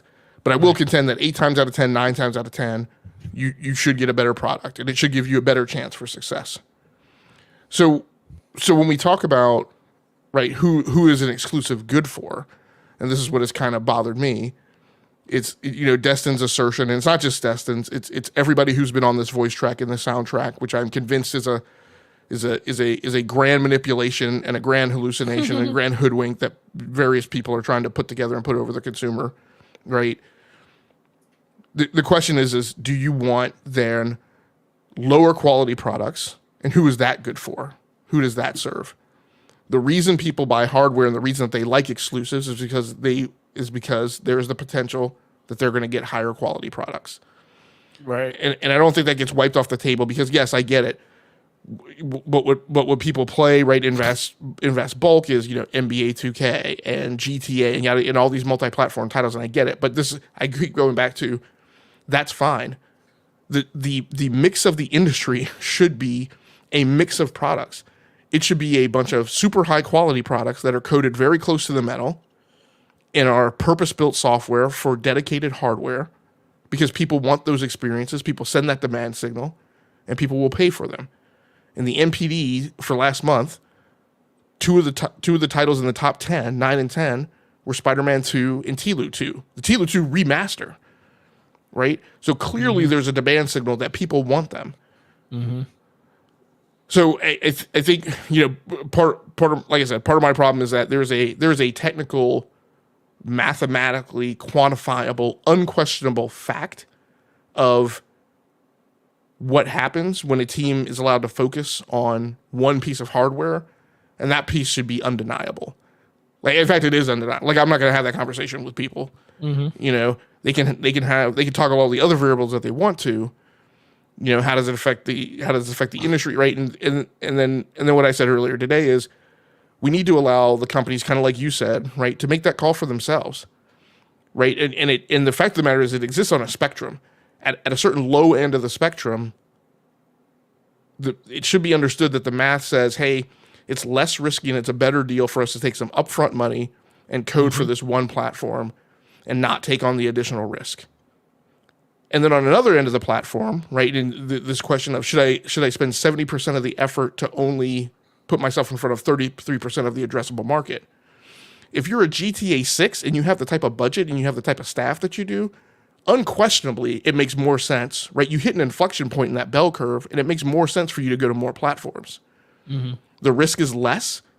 You're kind of on the other side of the curve, right, where you're kind of pointed towards guaranteed hit, right? And it doesn't make sense. But if you're a Final Fantasy and you're looking at, I'm going to expend a bunch of extra effort to go onto Xbox and go on a platform where I have a high potential for not a lot of people to buy it, and I don't want to take a Game Pass deal, right? Then that math and that calculus comes out differently.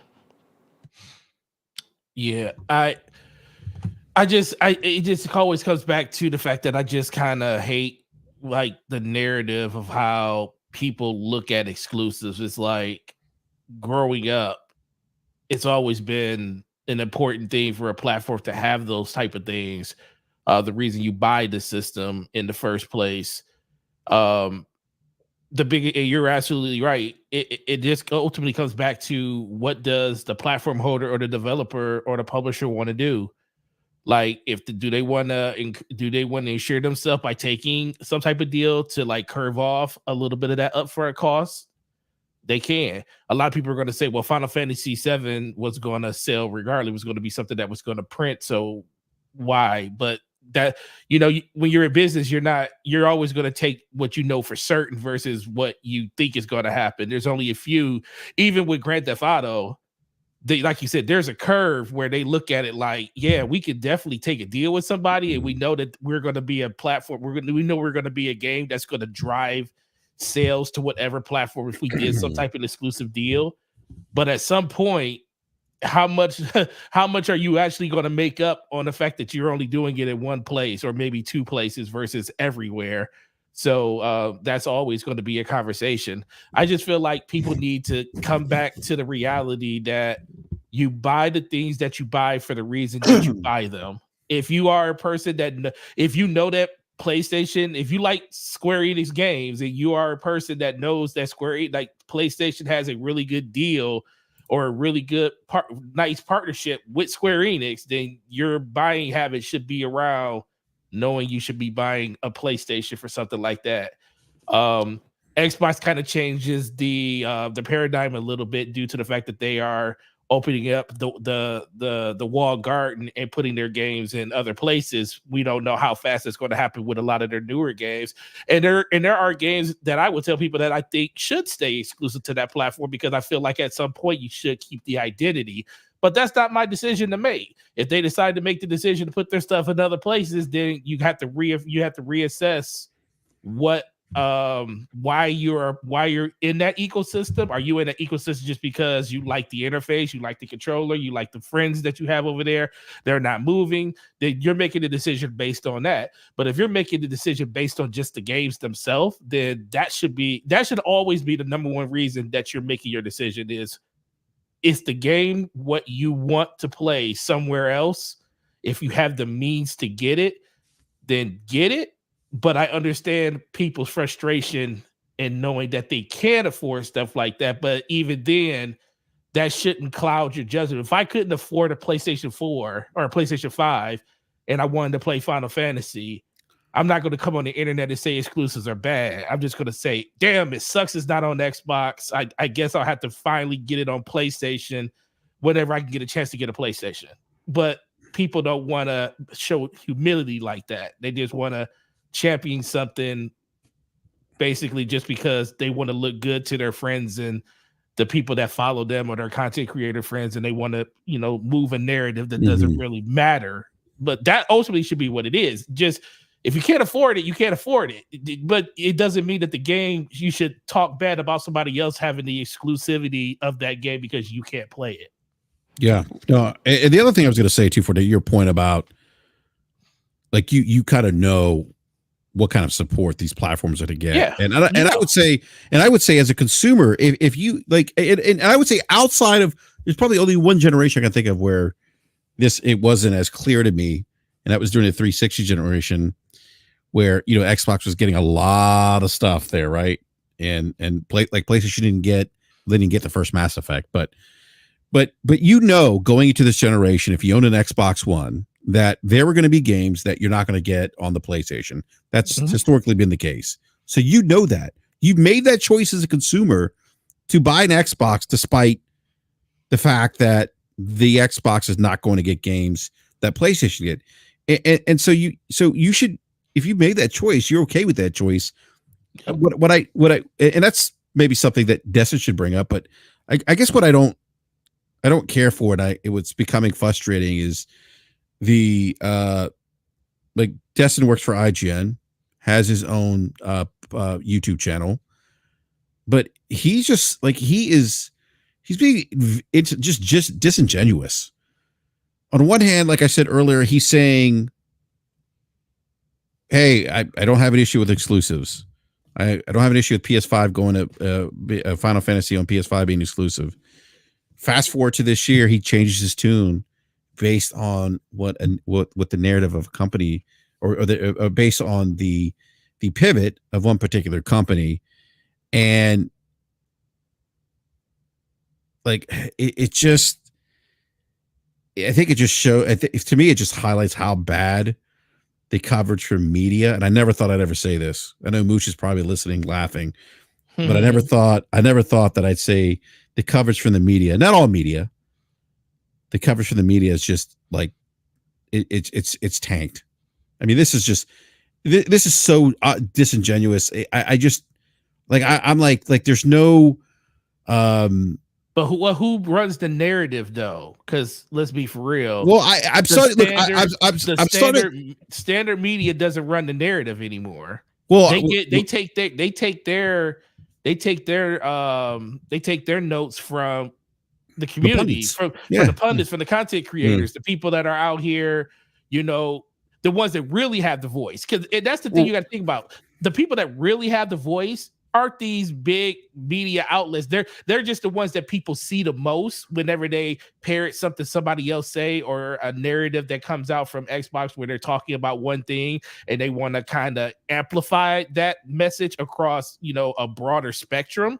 But the ones that really, the ones that keep the fire going are the content creators, the smaller entities, the people that are on Twitter that talk about it, especially in our space. Because guess what? I tell people all the time, I'll ask a person at my job just a random question. They don't know nothing about none of this stuff. They don't care because they're not a part of that conversation. They just play games, or if they do know a little bit about it, they still don't care. They just have their own opinions, just like everybody did as they were growing up. When it comes to the platforms that they like, you have people that like Nintendo over Genesis because of one A, B, or C. But guess what? They didn't really like say I would never own a Nintendo system.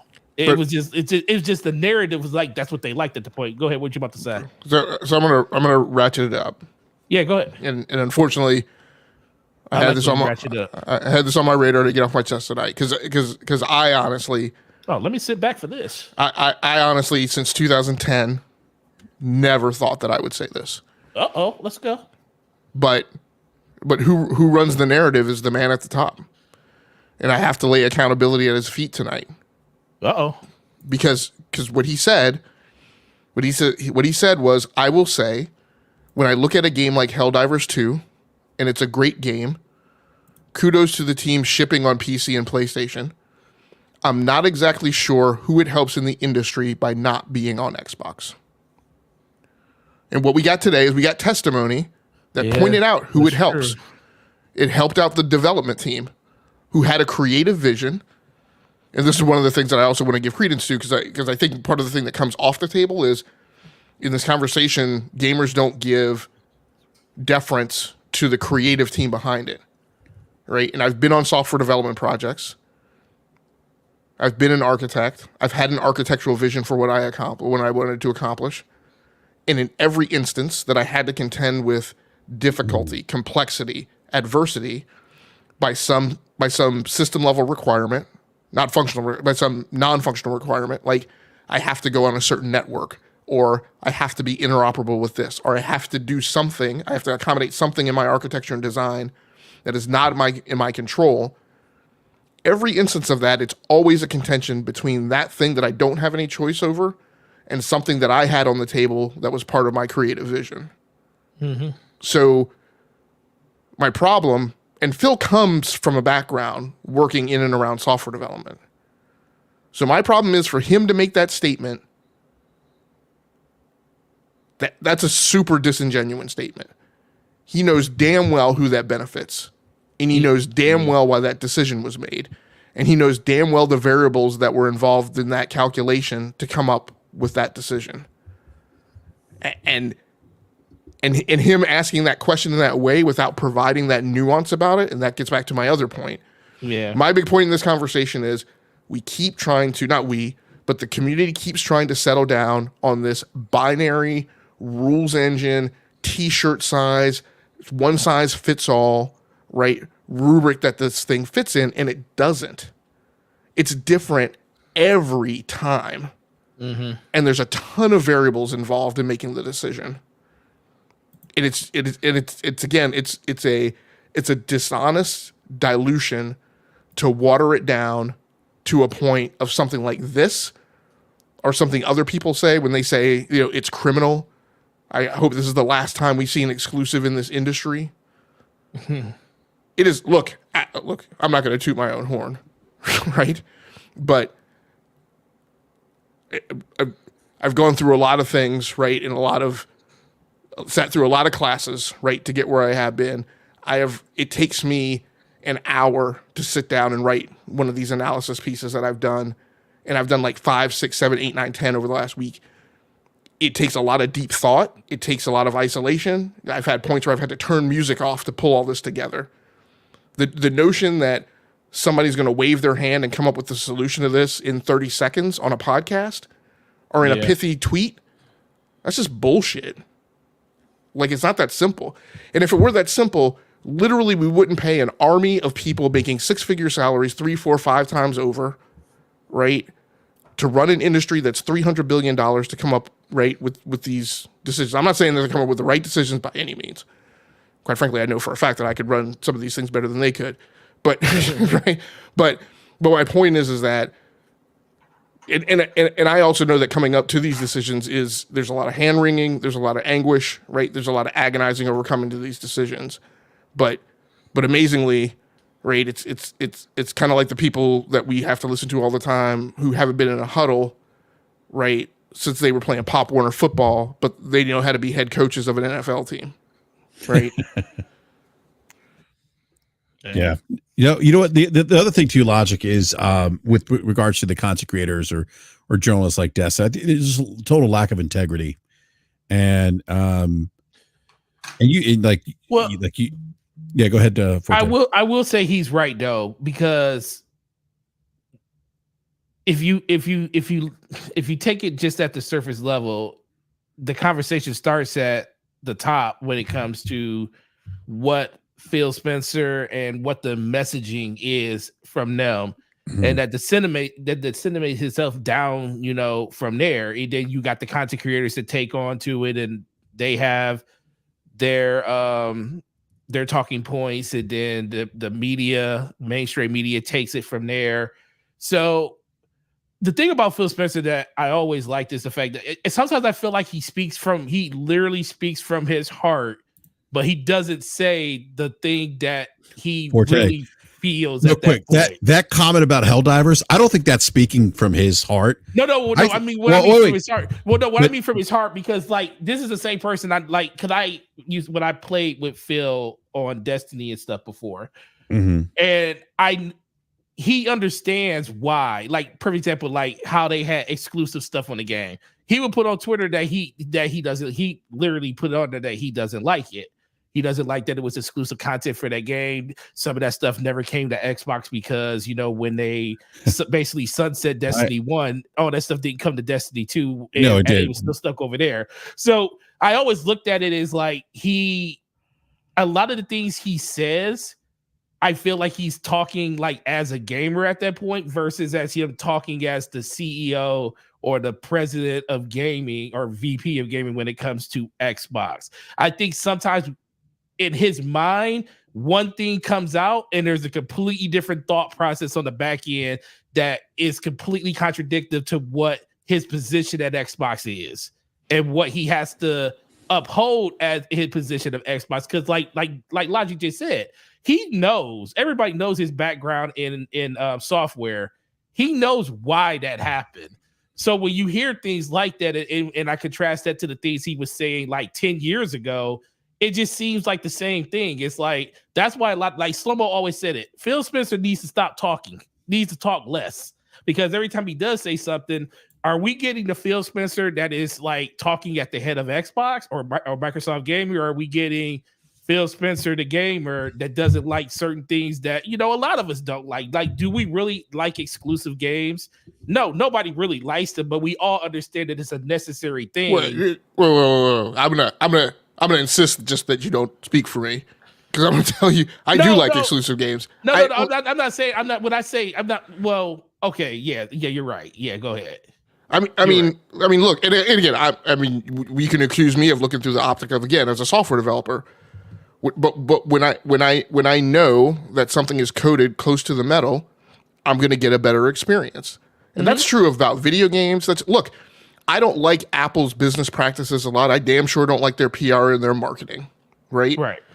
And most times, what I want to reach over and pick up is an Android device but for me, from a systems requirement perspective as a customer, I put heavier emphasis on function over form and flexibility.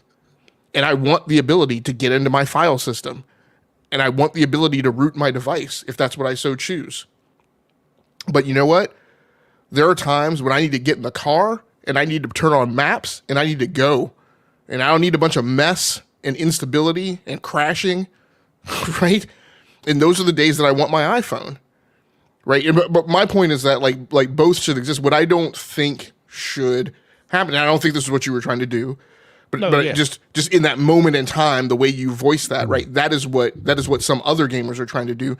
I don't think it should be dismissed or taken off the table that there is a large part of the market that wants that, or quite frankly, and I have the utmost respect for him, but Matt Piscatella saying that we've been convinced or hoodwinked that we like exclusives.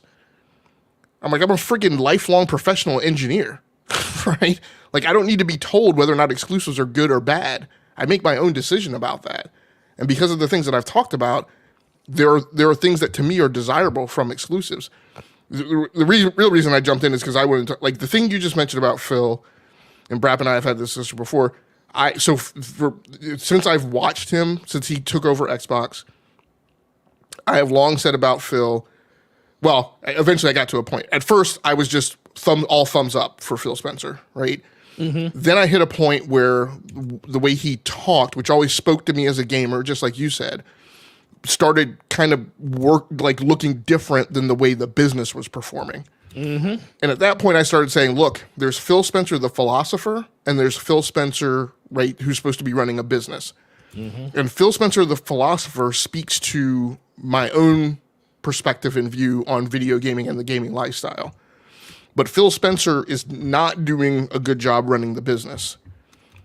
But for the most part, all the things that you said, I have been in concurrence with about Phil Spencer, the philosopher. Mm-hmm. Up until this last week, up until February 16th, because this is a thing that to me crossed a threshold of misleading people and misrepresenting an engineering fact.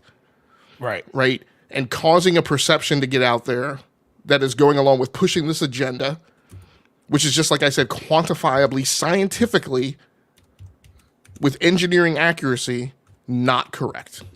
Yeah. And that's a huge problem. Yeah, and I get that. And that's why I say with the exception of that, because I know with his background, and especially when you're talking about somebody else's property and why it's not there, like you said, at least if you're going to say that, come with the caveat of at least expressing that on the development side why that is a benefit.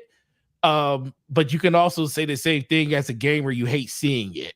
But when you just throw out the blanket statement out there to basically let anybody have the whatever thought they want from it, is when it feels like it kind of gets weaponized in the wrong way. But he didn't do anybody any favors by clarifying that fact. And I could definitely see where you're coming from when you come from that, because that would be a thing that actually, and that's what I said, it comes from the top on that. But I always looked at Phil, like you just said, as a person that I just don't know which person we're getting. And when he did say that, I was like, man, okay, Phil, you definitely know why this happened. I mean, so, but Same reason why you spend all that billions of dollars on buying ZeniMax. Yeah, but at this point though, it feels like he came out he wanted to congratulate the team for releasing the game, but then have the back compliment on it. At that point, it's like, don't even say anything. Don't say anything. Don't congratulate the team. Don't do this. Don't do that.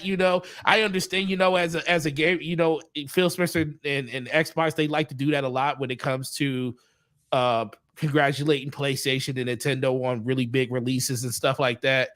but you kind of stop yourself from being in situations where people can take what you say and just run with it when you just distance yourself from a lot of that stuff, especially when it comes in the vein of exclusive titles, because we're still waiting for those exclusive titles. Yes, we know what the roadmap is. We know a lot of them are coming, but everybody's going to basically say, well, listen, we need you to worry about your own house at this point. Don't worry about what Sony is doing with their exclusives. Thank you for the compliment, but thanks, but no thanks. Yeah, I also think Phil's commentary of who does it benefit to have Helldivers on PlayStation 5 and PC, and I don't know if that's the exact quote. I honestly think him saying that and putting that message out there, and you saw what happened to a T. The community, the content creators, they ran with it. They're like, yes, bad exclusives. Yeah. And the reason I think Phil's saying that, because he's trying to prepare the community. He's trying to get him to buy into this idea that exclusives are bad because all their stuff is going multi-plat. They won't have exclusives. So if he could convince, the influencers, the media types, I can't believe I'm even saying this, because Mooch and I used to go back and forth about this with media. But if he could convince them that exclusives are bad, when they finally go balls deep with releasing their games multi-plat, those consumers in that platform already bought into it. But they already did that though once. Well, they did it. They did this back in 2015 when they started putting games on PC and people were upset then. Yeah. And guess what? And now when you listen to the narrative now, I think Game Pass is amazing. I love the fact that the games are on PC day and date for the ones that they do that have PC ports and stuff. I love it. But they conditioned people 7 years ago for this. I get that, but this is just the next step. It's the next step. What's really disappointing to me is listening to content creators who are arguing against third-party exclusivity, who have access to developers. And this is where I'm like, you guys should be elevating the conversation as opposed to dumbing it down. I mean, you guys, as some of these content creators that have access to the industry, like, for example, Final Fantasy VII, Gene Park, great article, Washington Post today.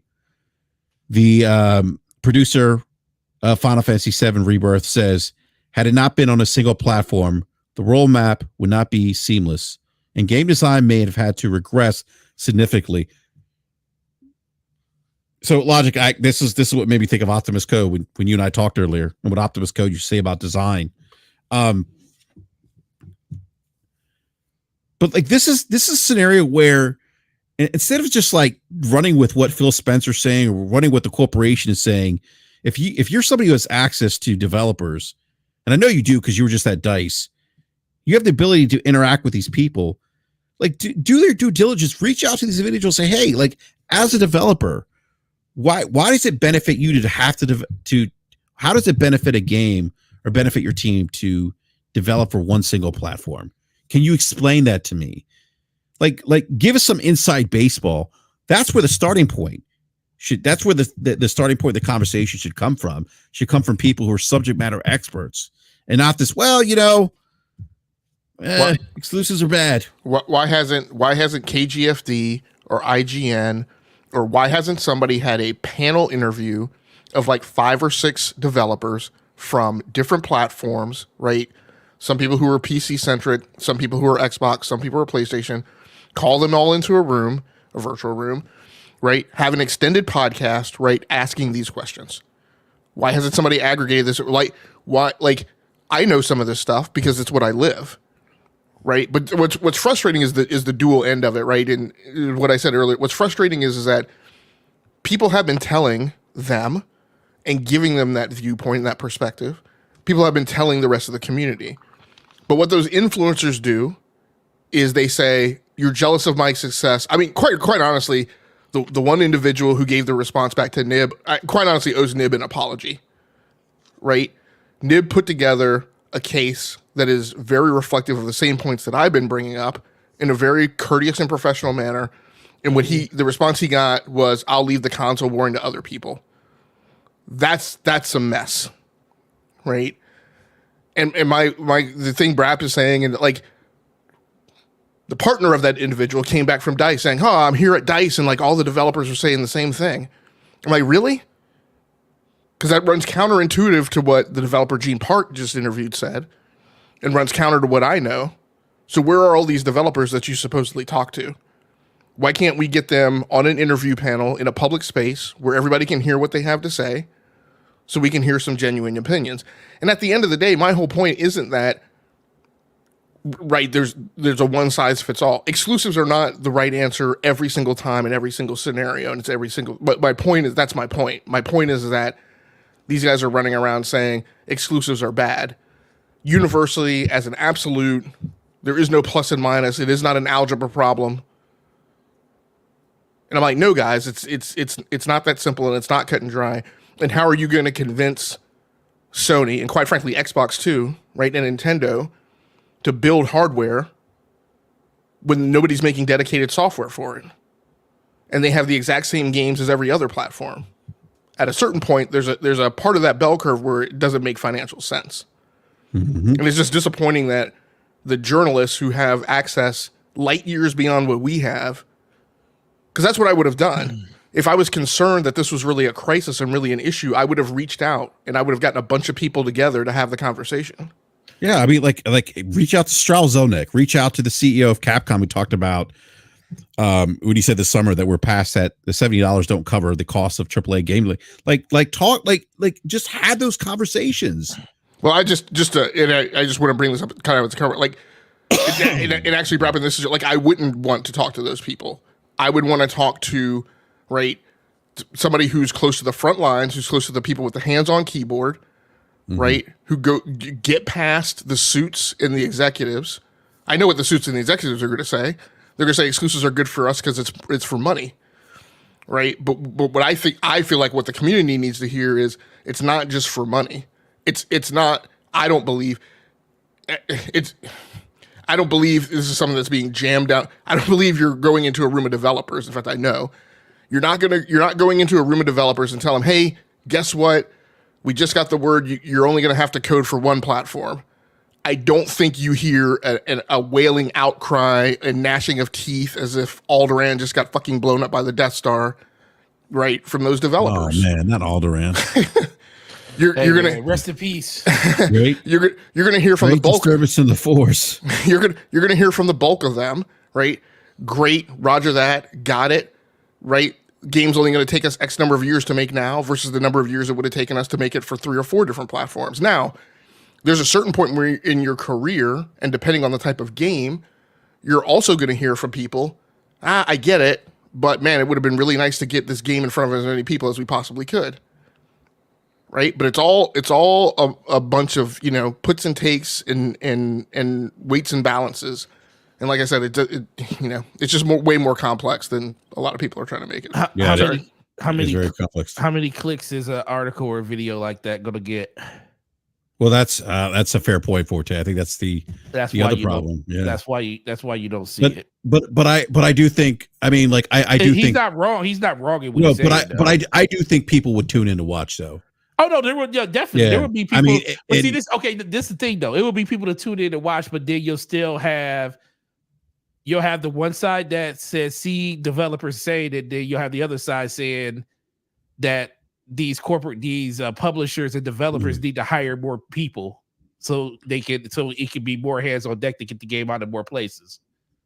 So it's always going to be a counter to everything that anybody can say if it's right or wrong. Look, I understand that, but my overarching point is that like you have access. Like this is where due diligence, integrity would come into play, where it's like, hey, you know what? I'm going to reach out to a developer I know. I mean, we used to get developers like, it's funny. I just mentioned at the start of the show, this is the 9th anniversary of BRAP. BRAP started 2015 this week of March. Good God. We used to get developers on, and developers would walk us through how the sausage was made. You know, but the developers don't want to interact with gamers on Twitter because gamers often act like petulant children when they don't hear the answer they want. They don't want to pick a side on it, man. They You just know, want to make the games. Yeah, and so but gamers used to engage with people on Twitter, but people scared them off because they would yell at them, they would curse them out. I mean, like this goes back. I mean, big shout out to B Money. He's not here tonight. When he was part of the Inner Circle podcast, they were consistently getting developers on, industry types, and that just went away because people just, I hate to say this, people just didn't know how to behave. It's fucking sad. So the thing Forte just said, so this is, and you're right, Forte, that stuff isn't going to get lots of clicks. In case in point, here's a thing that I wrote today that only got 77 views. but I want to cover it because it speaks directly to what you just mentioned, right? Hire more people. Right.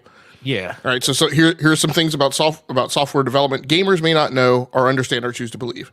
1, rework, bug fixing is one of the biggest costs of software development. 2, excessive staffing may slow things down rather than speed things up. 3, this is just my personal perspective, the art of software cost estimation and scheduling is a Byzantine art that arrives at the wrong solution for X 90% of the time, because unpaid overtime is not tracked and most devs don't get paid overtime, but do work overtime. Unless someone really close to the front lines is doing the estimate, it's typically wrong. 4, more than half of large projects are scheduled irrationally, meaning some delivery date is pulled out of somebody's ass somewhere and it's set external to the development group, and it's not done with any reference to their capabilities or staffing or size or decomposition or compartmentalization of the work. 5, over 50% of large, more than 10,000 function points projects are canceled, and the rest are almost always late and over budget. So, BRAP, that's a industry standard figure for all those people who were yelling at us about the statistics we had on game development. I'm like, you guys don't understand that those statistics speak to the generic state of software development in general as a discipline. Did you mention like the cost with like post, like I know like we think about after you release a game, you're still fixing bugs. So like post deployment. I'm gonna. So general thumb rule for the escalating cost of defects, which is what you're talking about. Yeah. Defects found during requirements, and these numbers aren't necessarily like economically current, right? But understand the scale, right? Defects found during requirements phase, typically $250 to fix a bug. Defects found during design, $500. Defects found during coding and testing, $1,250. Defects found after release, $5,000. So the whole point of that is that the cost of fixing a bug escalates exponentially the later in a software development lifecycle or phase that you find it. And bugs that actually escape and get out into product are the most expensive, right, to fix. So the other thing that this speaks to is, right, then think about the fact that with games, almost all games get de-scoped. And a lot of times that happens after the code has already been written. So when games get de-scoped and code sometimes has to be backed out or heavily modified, and that work occurs during coding and testing, you start to get into some of these costs. Because the other thing that most gamers don't know is every time you go in to fix code, there's a 40% chance that you're going to inject a defect. It's true. So what happens is, so you're writing code, right? You already have some baseline chance that there's a problem in it. Every time you go back and put your fingers in that code, you got a 40% chance of injecting a defect, which then has a recursive knockdown effect, right, further down. Now, learning curve theory, Raleigh curve theory, those defects in a single code base, over time they start getting easier for you to fix, right? But in general, you're fixing code, injecting some fixes, and you keep kind of crosswalking that and widgeting that in place until you get to a stable, releasable code base with about 85% defect removal ish. Right. So my whole point of this is that I just want to say, right, and we've talked about this before, the amount of people you can put on a project is a constrained by time. It's also constrained by how much the code is broken down. That's why there's been this hyper focus on this notion of microservices over the last 5 to 10 years, because it creates a code base that is, widely decomposable. And when you can the more you can decompose the code, the more you can hand it off to people. Like the typical workflow for code is that code is constructed in modules or components, and you check a module or a component out, right? And you go implement your fix, and then you check it back in, and then like a code master or maybe with automation, then merges that back to something we call trunk. Then it gets tested overnight to determine if any, what the defects were. Again, sometimes people went and put their fingers in code and injected more defects, and then you start over again, right? You start over again with that remediation, but you're also concurrently, right, implementing new features along the path of development. So my point is like, obviously, like 15 people can't all check out the same component or the same module. And if it takes somebody a full day to implement a fix or a new feature or a function, or it takes them several days, other people can't be monkeying with that module while they're in making changes, right? Mm-hmm. So you can only break down the code so much, and that's why you see teams like build and ramp up, and then you ramp up to a point where you're at your max size, where adding more people doesn't help. They actually cause more problems. Because now you get people, right, trying to do that, trying to check out modules of code. You get people sitting around, waiting around for work to be done. Right, but they're burning budget, right? So then you wind up with this collision problem. Yeah. Let me grab some super chats here. Super chat. JD Gamer $2 super chat says, "Hey Forte, by the way, next few super chats are all one." Let's see. JD's got a couple super chats here. JD, I'm not sure if we're gonna be able to get to all these questions you have here because we're on a time constraint here. Got to wrap up here in like 3 minutes. JD gave it the $5 super chat. Says, question statement: could it be said that anyone buying a PlayStation knew that Microsoft, being the parent company of Xbox, would not allow Xbox to continue to lose? I don't know. JD gave it the $5 super chat. At some point, they would weigh in on the outcome and trajectory of the industry, as only a few companies in the world could, and that doesn't include Sony. JD gave it another $5 super chat. I.e., money and power would be pumped into Xbox in a way that Sony would not be able to match. All PlayStation, meaning publishers, studios, would be bought.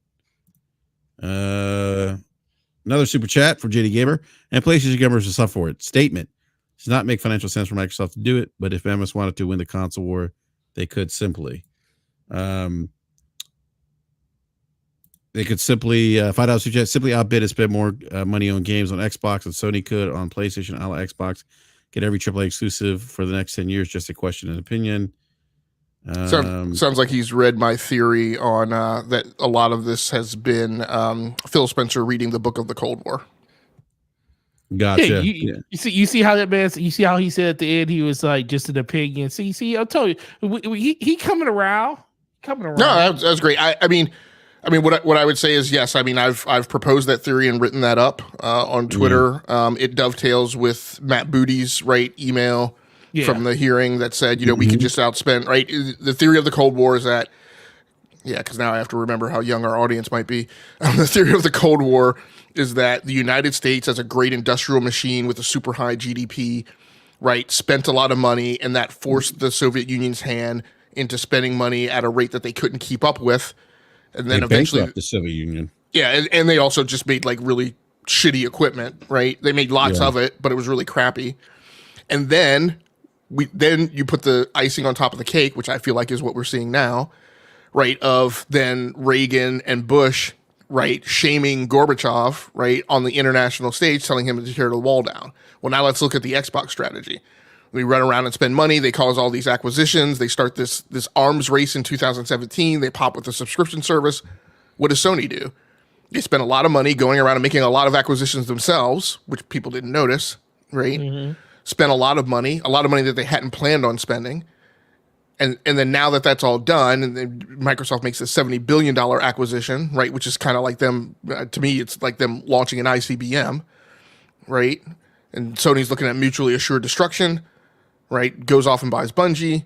Now what are we doing? Now we're getting Phil Spencer to do the same thing, because he's essentially telling PlayStation, this is exactly what he's doing. He's telling PlayStation and Nintendo to tear this wall down.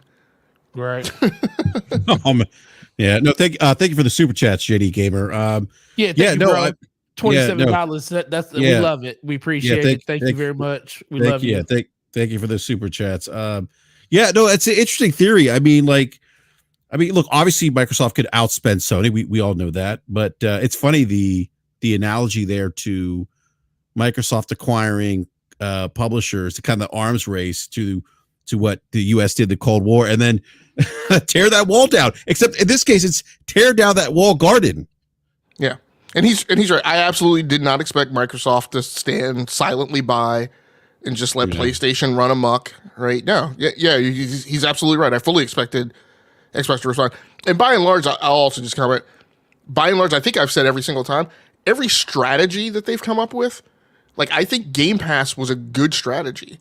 I think as a loss leader strategy, right? Because other people can't do it. Right. I thought day and date was a good strategy for Xbox because both platforms, they develop on top of DirectX, and Microsoft owns DirectX. And quite honestly, I feel like putting their games on other platforms, given the fact that they only have 27 million units as the install base, in comparison to 130 and 130 for PlayStation and Nintendo, makes perfect, absolute sense. Where I fall down is business execution, where I think they've fallen down on, right? Managing their production pipeline. Like the notion of the email trail that came up that Phil was like, hey, we don't have anything in pipeline. What the hell are we doing? I'm like, I read that email. I'm like, dude, like if I'm CE, how did you not know this already? Yeah, exactly. Like I'm paying you guys hundreds of $1,000s and we've got nothing in production pipeline, and I'm the CEO asking you what the solution to the problem is in email. I mean, I somebody should have gotten fired. I heard Todd wasn't keeping. I heard he had to go out to ZeniMax because he wasn't getting responses. The responses. And the interesting thing about Microsoft, back to kind of what JD's saying, this whole thing, like the Cold War analogy that we're discussing here, they want to tip the economics of the industry in their favor. Yes. And I said this to you, Logic, like, because it's going to benefit the dude. Like Sarah Bond talked about what's that website you shared with us? You shared an article, a Sarah Bond interview. She talks about the democratization of software development and gaming. But I see that interview. But that's going to benefit Microsoft because they have the tools and the ability to help smaller developers do that. And then also, they have that, if they could set this up, they're trying to set up the mobile storefront. They have the delivery system too to reach to reach consumers. So that ties into leveraging everything that you do as an organization. The tools, cloud, Azure, Xbox. Go ahead, Logic. No, that was on McKinsey.com, and I'll drop that link in the chat. And then I was going to say, then the third thing, like I said, I've been totally fine with their strategies. Their strategies make sense. The business execution I haven't been happy with, but where I've really been, I know lots of people in the chat are like, oh, you hate Xbox. You're always down on Xbox. I'm not really. I'm fine with Xbox products. Quite frankly, we've talked about this. I think the Xbox Series is a much better industrial design than PlayStation, right? And it's the ecosystem and the operating system. Yes. Oh, absolutely. Yeah, PlayStation 5 is it's just ugly. Yeah, it's the ecosystem and the operating system I'm most comfortable with. It's the controller I feel most comfortable with in my hand. Same. Where I really fallen down and where I'm really becoming like really displeased and unhappy with Xbox is in their marketing and PR. It has really gone in the shitter since since June of 2022, although I didn't know it at the time. I didn't really start reading it that way until January of 2023. Yeah. But the disingenuity, right, and the hoodwinking, I feel, really started in that showcase June 2022. Yeah, no, I don't disagree. Someone's yelling at you, Logic. Game Pass is not a good idea. It kills your exclusives. Only the most important thing, and that's the IPs. I don't disagree with you, but my whole point on Game Pass, and I admittedly I super distilled that, made it super simple because we're running on time. My whole thing about Game Pass from a strategic perspective in terms of where Xbox was in their competitive posture on the market, were it not for Game Pass, they would be out.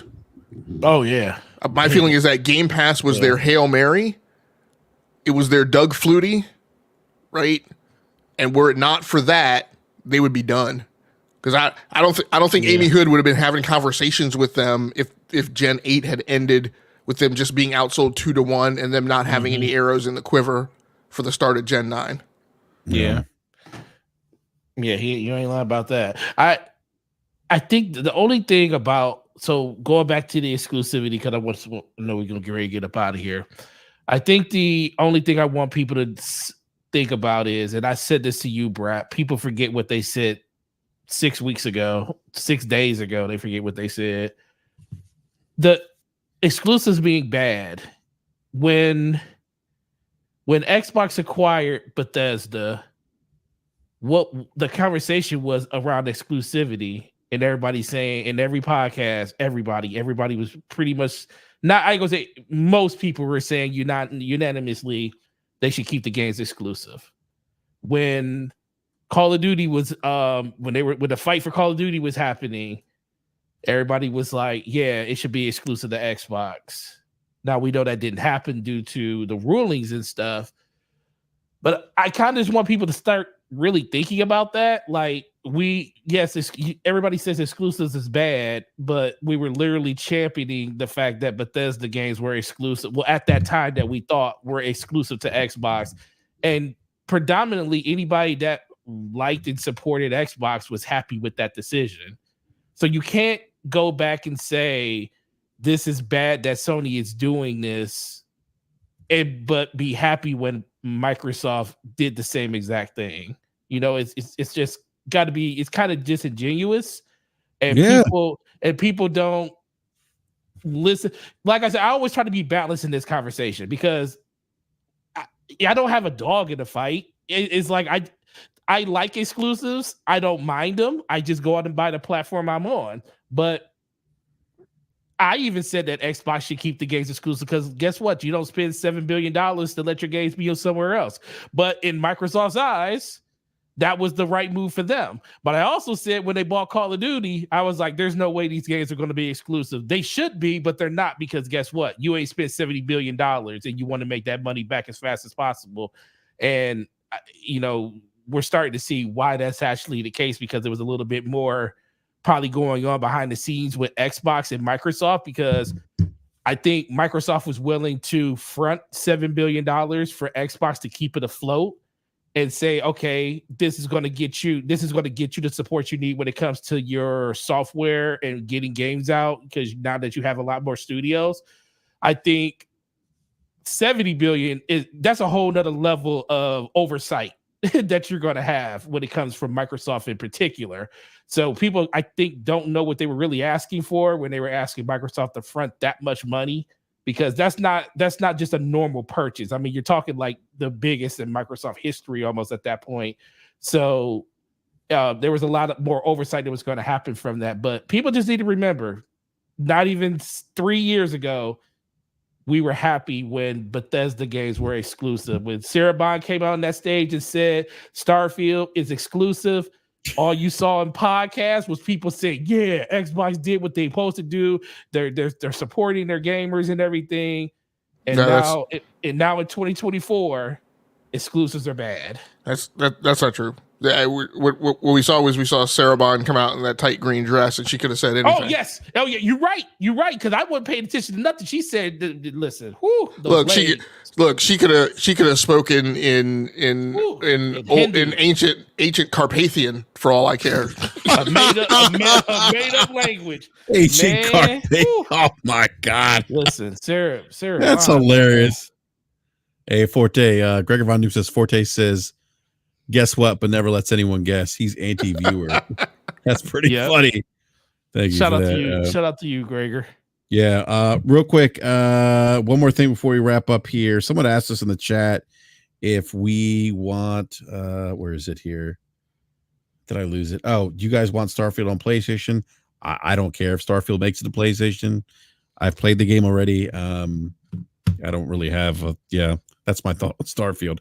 And I wanted to bring that chat or that comment because Skill Knight, who is, I guess he's a leaker on Twitter, had, like to the date predicted that when Ghost of Tsushima would be announced for PC, and that's coming out May, I think 5th. Let's go. Is it 15th? May 15th? Yep. I can't remember now. So Ghost of Tsushima is coming to PC. Let's go. And so February 28th, he said the announcement will be made on Wednesday, March 5th. And it was announced. Was it announced today or yesterday? I don't remember. I get my days confused. I think it was yesterday. So he got the day right. He's also predicted that that Starfield will be coming out to PlayStation 5 towards the latter part of this year. So I don't care about Starfield going. I said this in a video. The only game I care about Microsoft keeping exclusive is Halo, and even that is up in the air because it's their decision to make. But that's the only one I really care about. Halo 2, you watching it? Oh yeah, I finished. Well, we talked about it. Yeah, we talked about the speech. We got to talk offline. We'll talk offline. We got to talk offline about it. But Halo's the only one I think they need to keep exclusive. Not for any particular reason when it comes to like what people probably care about, but I feel like the only reason that game shouldn't be exclusive anymore is if you are not making hardware anymore. Because I feel like if you let that game go, and I'm talking as a complete gamer here, not any facts or anything to it. I identify with Xbox because of that game.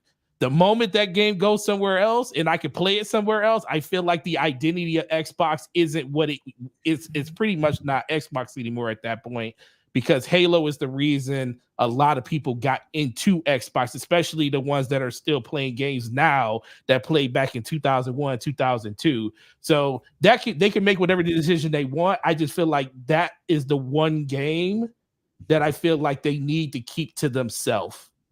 I feel like Halo multiplayer should go to PlayStation. I feel like they should keep the single player campaign. Yeah, I'll be good with that. The single player campaign needs to stay to Xbox, but yeah, if they put the multiplayer, because it's a free to play multiplayer. Yep. If they do that, I'm fine with it. It's just, but something about Halo needs to stay exclusive to Xbox, and the campaign is probably what it is. I think Halo would probably pull in a lot of people on PlayStation because it's never been there. Well, because they don't have a lot of multiplayer PvP games too. Yeah, right. Yeah, that too. Yeah, outside of Helldivers, which is an area of improvement for PlayStation. Want to grab the super chat from JD Gamer with a $2 super chat. Thank you again, JD Gamer, for the super chat. It says Logic Ancient Carpathian. LOL. So thank you again for that super chat, JD. Oh, and Brett, my last 2 second thing. I do actually edge case, but I do actually want Starfield on PlayStation because I hope with Starfield development, I think the one thing Starfield development needs, because quite honestly, because I don't feel like the transgressions it has now, I don't think those are reparable. But I would like to see Bethesda and Xbox encouraged to implement multiplayer in Starfield. And you could have it just in a mode. You could have it like an arena mode. You could have some type of limitation. You could like not give people access to the whole open world, but like maybe only let them load like a mission at a time or something like that. But I think putting it on PlayStation would give them that motivation to implement that multiplayer. Good point. Yeah, we got another super chat from JD Gamer, the $2 super chat. Thank you again, JD. He says, I need Xbox to keep 8 to 12 games exclusive forever. I need to keep. I would like for them, JD, to keep all their games exclusive forever. But if they're going to bring some other first party games or exclusives over to other platforms, then yeah, I mean, maybe at the very least a core like you're saying 8 to 12, some kind of core of exclusives that they keep on the platform. There's got to be some kind of differentiator, unless they think that for them Game Pass is their differentiator.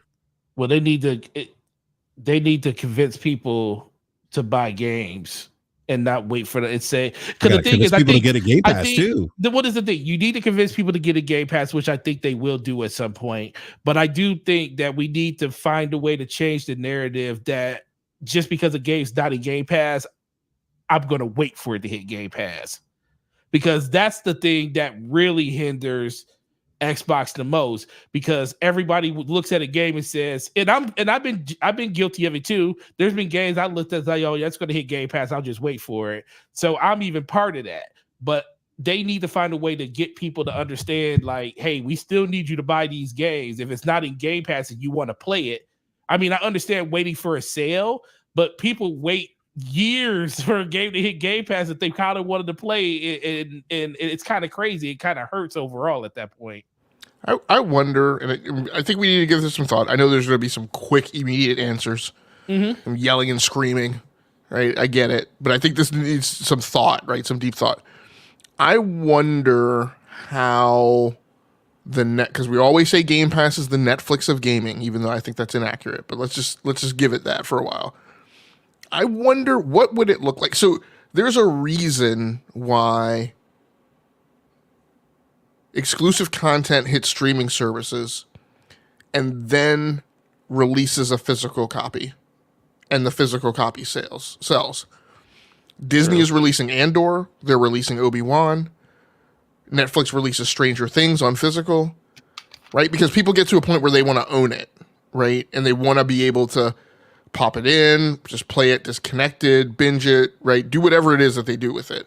Mm-hmm. So I wonder if there's a sliver of a window for a business model where you make a Starfield, you put it just in the subscription service, right? Because then now you're going to drive people to the subservice because that's the only way they can get it, right? Which is what we see with Netflix. Then you release a physical copy, right? Or then you make it available for purchase. Now, my guess would be you would have to have some type of ad, right? You'd have to have some type of value prop to encourage that. But I just wonder if that would, I mean, because my contention and belief on Xbox at least is, my belief is that Starfield didn't sell well, right? In comparison to like other industry standard games because of the Game Pass effect. So I wonder if that would be a way to make bank. And then maybe you would even steal some thunder from Steam, because maybe people would then you'd get more subs signing up on Game Pass because people would be like, well, F that. Why would I spend $70 for that game on Steam? Just play it on Game Pass on PC. Yeah. And I get it. They have that choice now. But I just wonder if you would create more awareness and zeitgeist. I don't know, not necessarily zeitgeist, but just more of a demand, kick off more of a demand signal by making that the only way you can get it. I just don't know how many people on now Steam that might work, because I can see people that want to jump in on it and play it day one, jump into Game Pass on PC and play it. And I do think the people that want to play it natively, or not natively, but buy it on Steam, they'll still do that. It probably would still hurt the numbers a little bit, but I think it would still sell on there. For Xbox, you could do a staggered release too. You could make it available on Game Pass, right, on PC, and then delay it getting to Steam for like 3 months. Yeah. I just think on Xbox, you're kind of, especially since you already have the narrative around the fact that you don't have to buy the game, I think they would lose more sales than gain. I mean, they'll probably gain more Game Pass subscribers, which is probably ultimately the thing you want. But I also think it hurts them, the fact that they don't have any offerings outside of the month to month and 3 month for Game Pass, for especially Ultimate. You can't buy long term. You can only buy in bulks of 1 or 3 months. That might be another part of it too. But people just, I think if they bought the game, if they played it on Game Pass, it's a good chance that they may not. Because I really would like to see what the numbers are on people that hit that buy button inside of Game Pass to get that 10% discount. Yeah, I like some of the ideas going through that now. Right, you could do that, but put it on there for at least a year. Right, that might drive people. BV is saying buy up. I think you mean all the GD studios, and then put the games only on Game Pass to force subs. Then you can control the price more like Netflix does. It's coming and it's after. I don't disagree. I don't think it's going to go exactly like that way, BV. But if you read a lot of the Microsoft strategy, and you in particular you read that link that I put in the chat, you will see commentary from them. And this has been in like Phil Spencer interviews, and it's been in the stuff from the hearings. You will see stuff from them that says what they want to do is they want to basically interdict the business chain, the supply chain between the platform owners and the gamers. And that's where there's money to be had by them building out tools, platforms, utilities, operationalization, and monetization in a way that's so compelling that the EAs and the 2Ks and everybody will say, why am I doing this all myself? Why am I making this investment? Why am I hiring and maintaining an army of 3,000 DevOps people when I could just pay for it and let Microsoft do it and run it in their platform and it would be cheaper? So that interdiction you're talking about of getting in between the consumers and the platform owners, that is exactly what their strategy is really angling towards.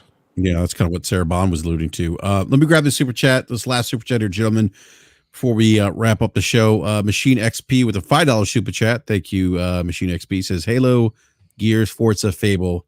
Everything else can go without major backlash, in my opinion. So thank you for that super chat. Gentlemen, I do need to wrap. I was supposed to wrap up the show about 20 minutes ago. We went a little bit over. Great conversation in the chat. By the way, thank you everyone in the live chat to stop by this evening to hang out with us. Even though there was technical difficulties in the beginning, Streamlabs crashed on me, and so not cool. But no, thank you everyone for hanging out with us tonight. Appreciate the super chats. Appreciate the conversation in the live chat. If you're new, subscribe, hit the bell notification so you're alerted when we go live. Also, do me a favor, smash that like button. We have over 200 people here watching, and look, just helps out the channel. So appreciate the support as always. Want to give these two gentlemen here proper outros. I almost said introductions, but outros. Forte, you have a show tomorrow. Yep. At 9 p.m. Eastern time, DPS. Yep. Show tomorrow with the homie Slow-Mo Backslap DPS podcast on his channel and the DPS channel. Come check us out. Going to be a great time. For me, Gaming Forte, YouTube, Twitter. Come check me out over there and go see Dune. It's great. It's really good. I need to see it. I got hot takes for that one too, because you know the whole Star Wars thing. Oh yeah. I put it like just real quick. I put it like this. Anybody that says Dune is better than Star Wars, I will agree with you when it comes to the last 20 years of Star Wars we got. We cannot compare a movie that was made in the 2020s and in 2024 to the original trilogy that was made in the 80s. It's a completely different. Acting is a lot better now. CGI is a lot better now. Shoot, even storytelling is a lot better now. Can you imagine what Star Wars would have been if the original trilogy was made now? It probably would be just as incredible. But that doesn't take anything away from Dune, because Dune 1 and 2 are freaking incredible, and it's the best sci-fi opera you will see in probably the last 20 years. So I just want to check some on your statement right there, because the way I understand it is your election was to call out Slow-Mo without that man being here. So I just want to clarify. Listen, I called Slow-Mo. Speaking of which, I actually called that man on the phone after I got out of. Yes. Focus. You see those? You see those phone numbers? It's like at 7:42. Called that man right after I got out the show to tell that man, to give that man his flowers. I was gonna be like, yo, this is better than Star Wars. But it's only better than Star Wars because anybody that tells me that the Dune movie made in 1984 is better than Star Wars, you are crazy. Because those Star Wars movies is better than that Dune movie. But you can't compare Star Wars movies from 30, 40 years ago to movies that were made in the year 2024. It is completely different. But these movies are incredible. They are the best sci-fi movies you will see in the last 20 years. It's freaking incredible, bro. All right. No, that's like I said, I need to see it. Haven't had a chance yet, but hopefully this weekend I get out to the theaters and watch it. So no, Forte, hey, great to have you on. Thank you for joining us. I know you just got back from the movie, so I appreciate your time, man. Thank you. And big shout out to Slow-Mo and B Money as well. Couldn't make it this evening. And Logic, if you want to be found, everyone where they can find you. Yeah, I think everybody knows. All right. So Forte, do you get any guests on tomorrow night? I meant to ask you that. No, I think we're doing solo tomorrow. I haven't seen it. You can come on tomorrow. Game Logic, come on again tomorrow too. We had Game Logic last week. It was it was freaking great. We kept him on. We kept him up to 2:00 and 12:30 in the morning. It was great. Oh my goodness. Yeah. No, I can't. I would love to join you guys, but I can't. Actually, it's my son's birthday tomorrow. Oh, so happy birthday. Yes. Yeah. Thank you. I won't be on Crossfire tomorrow night either. Yeah. So. But everyone, thank you so much for hanging out with us this evening, and for, again, apologies for the technical difficulties earlier in the stream crashing, thanks to StreamYard, or not StreamYard, Streamlabs. StreamYard saved the day. Streamlabs did not. But it's the deal. Yeah, but yeah. So again, thank you everyone. Great chat, and big shout out to Forte and Game Logic again, and we'll be back. Maybe another BRAP rant, maybe later on the week. But give me a follow on Twitter or X or whatever it's called these days, BRAP_podcast. Until then, we'll catch you next time. Peace.